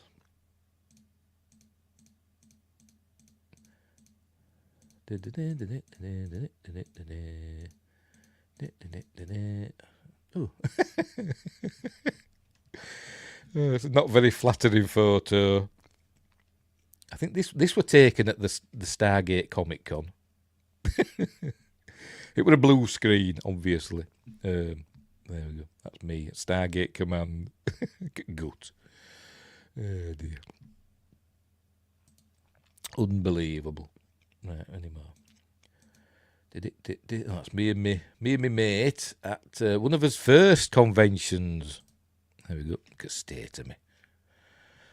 I say he's got the away thing jacket, but I haven't. Get rid of that.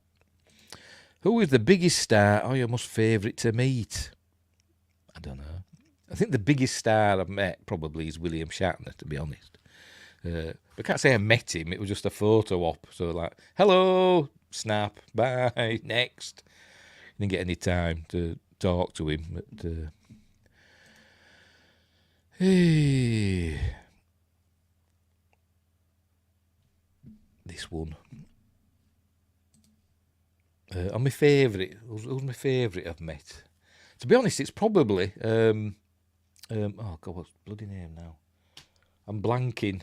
She played Tina in Nightmare on Elm Street. Amanda Weiss. She's probably my favourite celebrity I've met because she remembered me and Aidan from like 2 years previously. Because we saw her at Sheffield Comic Con and Aidan met her, because Aidan likes Nightmare on Elm Street, and Aidan met her. And if you meet Aidan, my son, you don't forget him. He's very talkative and he makes an impression. And we met her at Sheffield Comic Con. Got her autograph and stuff like that. And then a couple of years later, we saw her again at Collectomania, which is in Birmingham. Not Birmingham, Alabama. Met at Collectomania, and Aidan wanted to get her autograph again. So whatever. So we went over, and she remembered us. She says, "Oh, I remember." She didn't remember his names, but she says, "I remember you from Sheffield a couple of years ago." And I was like, "Wow!" So I was amazed by that. Anyway, so bless her. So that's Amanda Weiss, probably my favourite. Kelsey Grammer came to a local grocery store, and I was about 10th in line when time ran out, and he had to leave. That's happened with me though. With well, it happened when I went to I think it was Collectomania again. It was a 2-day convention, and Aidan went with me on day 1, and I went by myself on day 2. My mum were alive at the time, and she babysat Aidan for, not babysat, but looked after Aidan for me for day 2. And I went by myself on day 2, and on day 1 he wanted to meet Ming Na, Ming Na Wen. He wanted to meet her, not for Stargate or the other stuff she'd been in, Mandalorian or whatever. I don't think that was out at the time. I'm trying to think what she was famous for at the time. But he knew her from Final Fantasy and Mulan and stuff like that. So he wanted to get her autograph, and her queue were always super long, and we never got to see her. So, but I'd finally got to see her on Wednesday. What am I talking about? On the Sunday, the next day. And but I said my son wanted to meet you yesterday, but we could never get there in time. It wasn't like virtual queues, and we never got there. But anyway, Chun-Li, I don't know. No, I don't know. I don't know what he knows her from, but anyway. But I did get her autograph, and I said, "Can you put to Steve and Aidan on it?" So she didn't charge us extra. And she was very nice. She was lovely, actually, Ming Na. So anyway, speaking of photos of idiots, here's me. There's me. And my mate Simon and his son at The Simpsons. Drinking some duff. And I split my pants. I'm in my Atlantis season 3 and onwards uniform there. And I split my pants getting down there. So I had split pants for the rest of the day. Unbelievable. Right. I'm trying to find this bloody Kalmar thing. Oh, and there's me with Tabitha Lyons. There she is. Hey, bless her. With me hair down. I think that's at Wigan Comic Con. What's me as a pirate? Bloody hellfire. I went through a pirate phase. Oh dear. Because Black Sails, it was Black Sails, I think, and probably Assassin's Creed Black Flag that got me into pirates briefly. It's me and my mate being interviewed by a woman dressed as Lara Croft. And I'm in my Daniel Jackson hat. That's my mate in his... just like a futuristic, sort of like dystopian uniform he's wearing. Something he's made himself. With this attractive young Lara Croft person. Ever meet RDA or Hewlett? Yes, well, I met David Hewlett, yes. Because it must be something to do with Stargate. Actually, no, it wasn't, no. It was because I met David Hewlett at, I think it was Manchester Comic Con, and I think that were not long after the Comic Con where I'd split my pants. So I had to get some new pants, and I was telling him, I've had to get new pants because I split my others, and he says, so he wrote it on the autograph or something, sorry about the pants or something like that. So, yes. But I've not met Richard Dean Anderson. Did I show you that? Did I do that? Anyway, there we go. That's me in my Daniel Jackson hat and me mate in his futuristic clobber and a lovely young Lara Croft interviewing us. I can't remember what I said. I probably fluffed whatever I said. Probably got all thingamabobbed. Oh, look. Where'd I get this from? I'm always going to miss Stargate. I think we all are, aren't we? No, that's me in me. That's me in engineering on the NX-01. Oh dear. Even though I've got the command gold on, but never mind. He's also great in Cube. He's great in everything, is David Hewlett. That's me with the great Warwick Davis at there we go, MCM Comic Con Manchester. Got a photo with Warwick Davis. See, memories. But they were getting angry because I kept holding the camera wrong. And there were a queue. See, some of my Stargate photos. These are done by I forgot his name now. Dr. Somebody's photographic. I can't remember the calling now. That's me, my Atlantis clobber. My mate in his Scotty thing. There's my P90. So I had to put yellow tape around it to show that it wasn't a real gun. Well, that's in my Atlantis one. In the rain. Again with my yellow tape around my P90. Dr. Bell's magical mirrorless picture box. Oh, that's not from me. That's just another picture. That's from Thingamabob. Oh, here we go. So they're not in any order.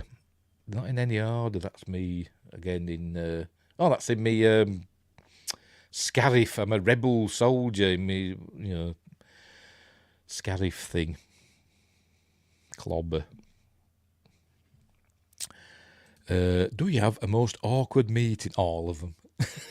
They're all awkward for me. I always get all tongue-tied and starstruck. I think I'm under tapping, actually. Because I didn't realise. I just went because there were nobody at Amanda Tapping's booth where she was at the convention. So I just went strolling up. I went, hello, Amanda. Can I have your autograph? And she went, you've got to go over there first. Because it was one way to go to somebody else to pay them for the, So, they had to do that. I thought that would be awkward. But anyway. Hey. What else we got? Oh, that's... yes, I forgot I'd done that. I even made a staff weapon. I think that's in the shed as well now. Which I used to take around with me. Hey. Any more? Oh, heck. This is me in my Star Trek Beyond uniform. That's all rotted away now. Because it weren't made of PVC. I bought it off Amazon. It made of PVC. Looked nice and all that. But it just started, I think with all the sweat and stuff, it just started rotting. I used to clean it and everything, but it just rotted away and it all started cracking and it's all done in now. It's hung up behind my bedroom door. Mine was none visitor. Nobody was in line behind me, and I kept looking back, so I wasn't holding people up, but nobody ever came. Oh. Hey.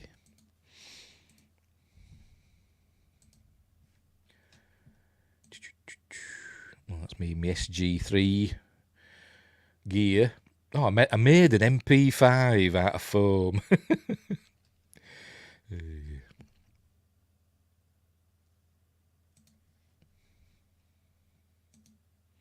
Oh, that's one I made. Look at the state of it. This is, I can't remember his name, is a bounty hunter who's using a TIE fighter pilot's uniform. And I gave him a name, I gave him a backstory and everything, and I bloody forgot what it is now. I had it all written down. But this fella, this is at Sheffield Comic Con, and this fella has to take me photo. So he did. What do they call me now? Something like, I used my actual name, so it's something like Venjo Stenson or something like that. But anyway. Any more?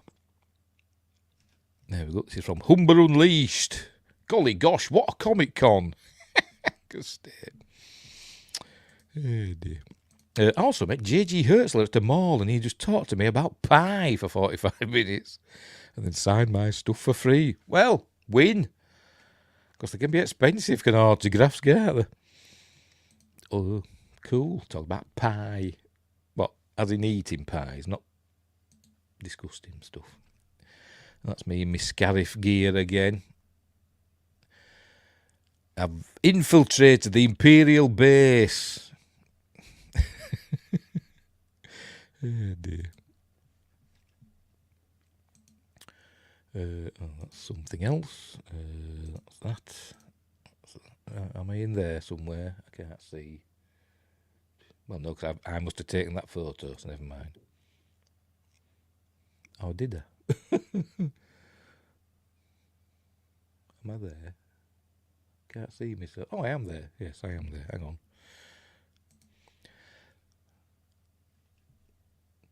You just met me out. Hang on, I'm there. Look.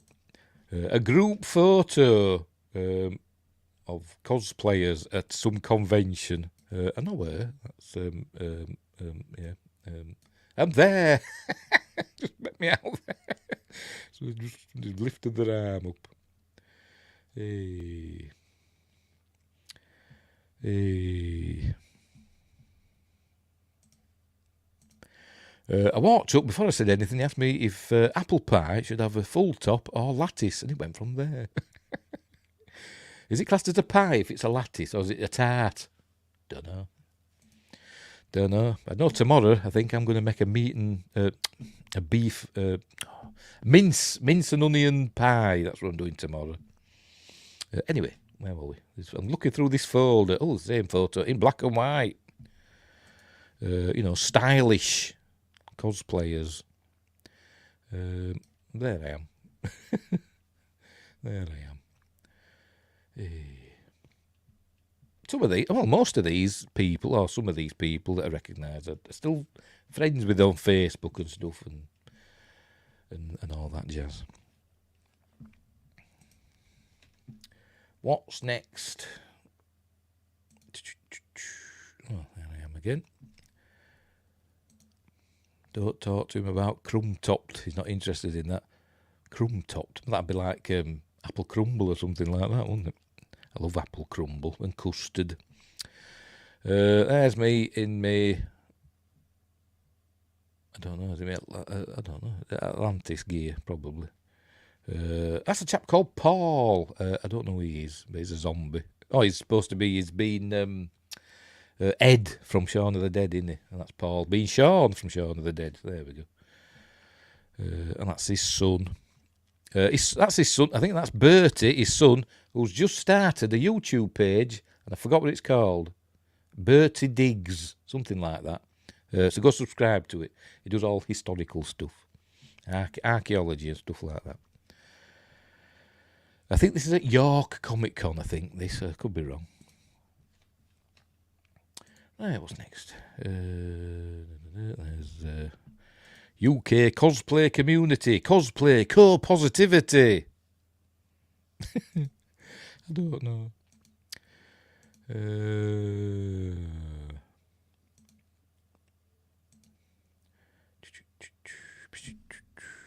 Ultracon, this one's at by the looks. That's me, and that's I think that's Paul again, but in his Spider-Man Homecoming outfit.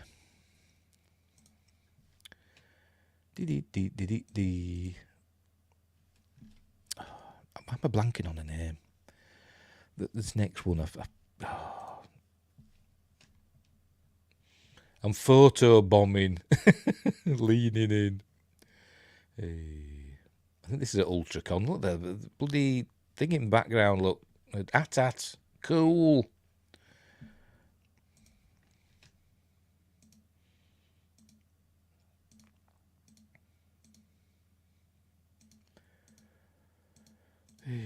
Loads of Assassin's Creed Origins pictures. Oh. Here we go. Yay. That's me. And Colin Nemec and Suan Braun. And there's Dan again in his Stargate outfit. This is... oh, God, I forgot the names. Oh, God, I'm so embarrassed. Young like the brothers. There's quite an age difference between them, even though they look very similar. Oh, God, what they call them. Oh. I do apologise if you're watching. The mum took the picture. Oh, God, I'm blanking. There's his SGC uniform, a Daedalus uniform. Yes, justice for Jonas. Yes. Anyway, there it is. I think there's another one next. There we go. It's me with me staff. Don't know what's next. Oh, there we are again. Cool. Oh, God, I hate blanking on people's names. I'm terrible. I am terrible. Hey. I'm a bad person.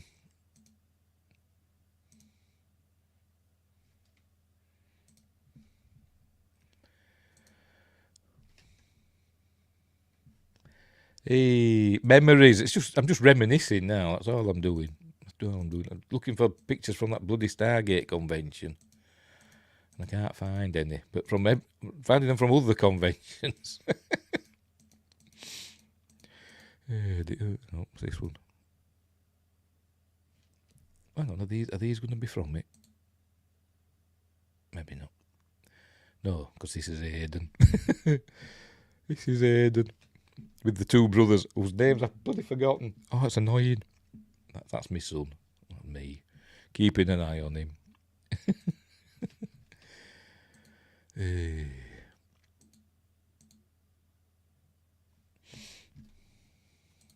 It's me and Aidan and Mark Blucas from Buffy. Wasn't he? We're in Buffy.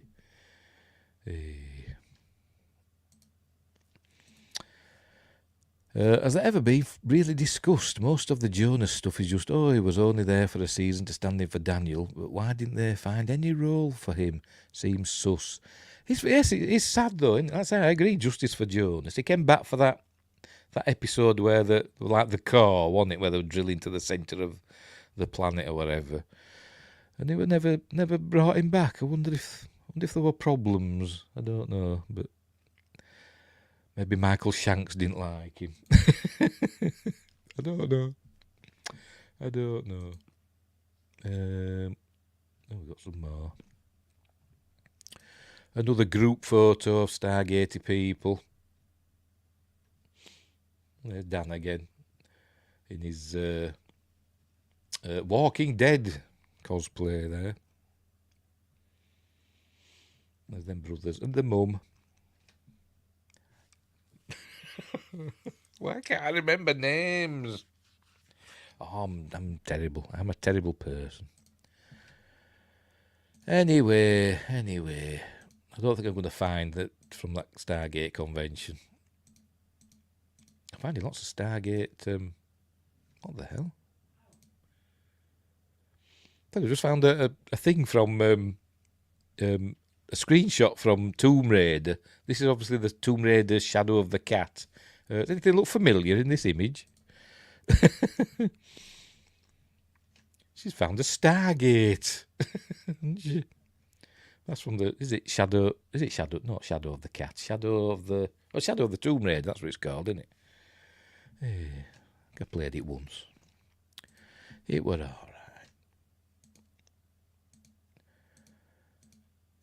Get past these. Bloody hell. Oh, hang on. Ah! This. Oh, no, that's not. Hang on. Me with a wrestler. Anybody into wrestling? Recognise him. It's Billy Gunn from the wrestling. Stay to me. I wasn't expecting to have my photo taken because I wasn't expecting Billy, to be taking photos. I've got my old tatty jacket on. Unbelievable.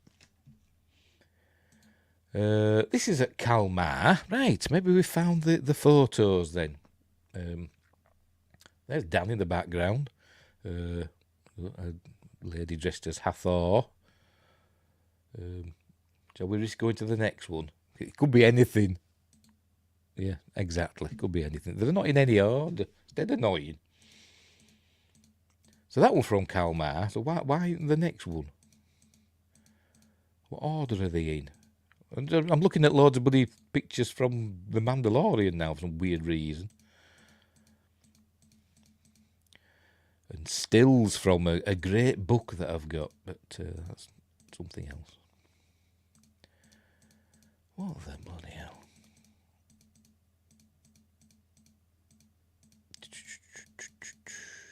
It must be in here somewhere.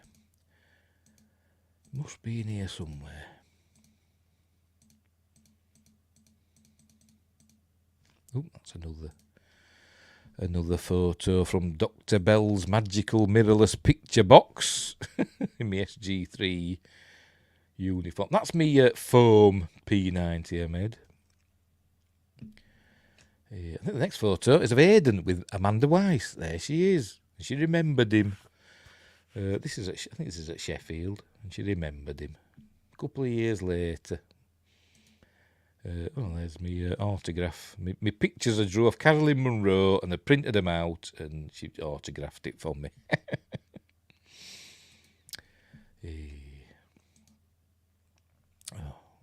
Is there a rotate? There we go. This is Aidan and the Borg Queen. I've got the name now. Thinking Alice Krieger. Alice Krieg. Is it Krieger? Whatever. Alice Krieg. At Newcastle Comic Con. I think this one he also met Sarah Douglas, Ursa from Superman 2. And made an impression on her as well. But anyway.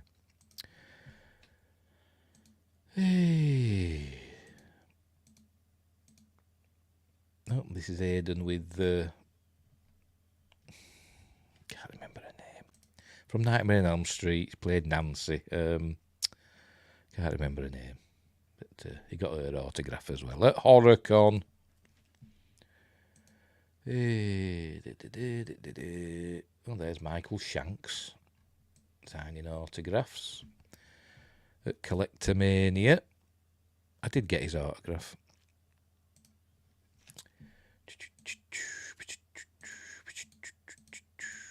I said they're not in any order. I'm just struggling to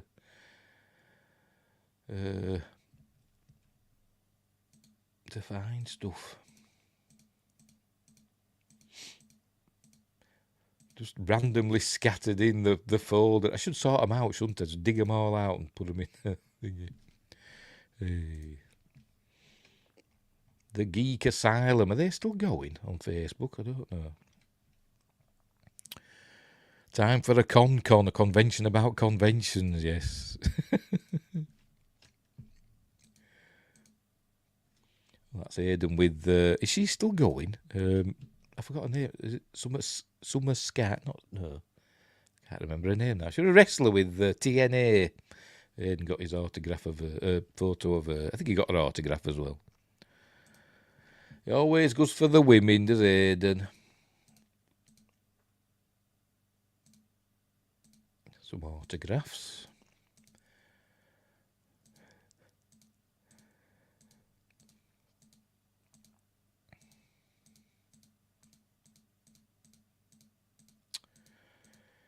Oh, pardon me. How long have we been going? Nearly bloody 3 hours, just me looking through my photos.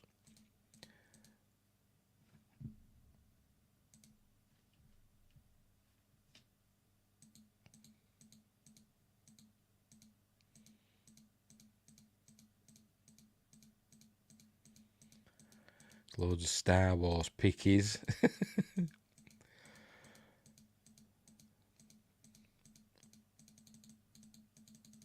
Oh, what was that one? Oh, nothing. Never mind. Never mind. Ones you've seen before.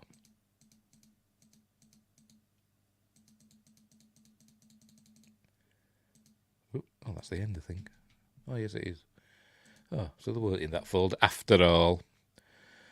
Oh, never mind. Right, we'll leave it there then. We'll leave it there because I didn't find what I was looking for. Anyway, right. So, that's it. So, we've done. So, anyway, we'll leave it there. So, what's coming up next? By the way, all the links for the stories we looked at were in the description. I forgot to say that, didn't I? And I'll put timestamps in later, maybe. I don't know. Does anybody bother with them, the timestamps? I don't know. Yes, it kind of was a double feature, wasn't it? What's coming up next? Right, on Friday, where is it? We're doing Alien. As I said earlier on, we're doing Alien for Friday Night Appointment with Fear. So I'm going to have to watch the special features in this and all that jazz, as well as the films and stuff.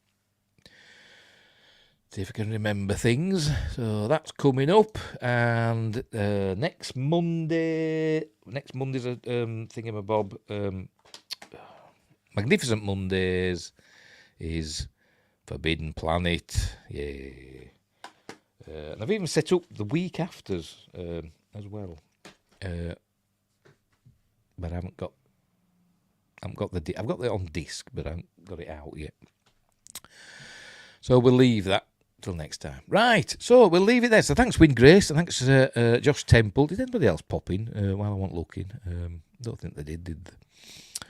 So thanks for keeping me company while I looked through my photo albums for images that I can't find. I found one from Kalmar, didn't I? And no, I wasn't even in it. But never mind. Right, so we'll leave it there. So, thanks for watching, and wherever you are, look after each other, and until next time... Oh, hang on. Oh, I'll say that. I thought Dan Wingrace were going to say something else, but he's saying take care. And you too! And Josh Temple as well. And all the millions and millions watching at home. Right, so I'm going now. So, bye!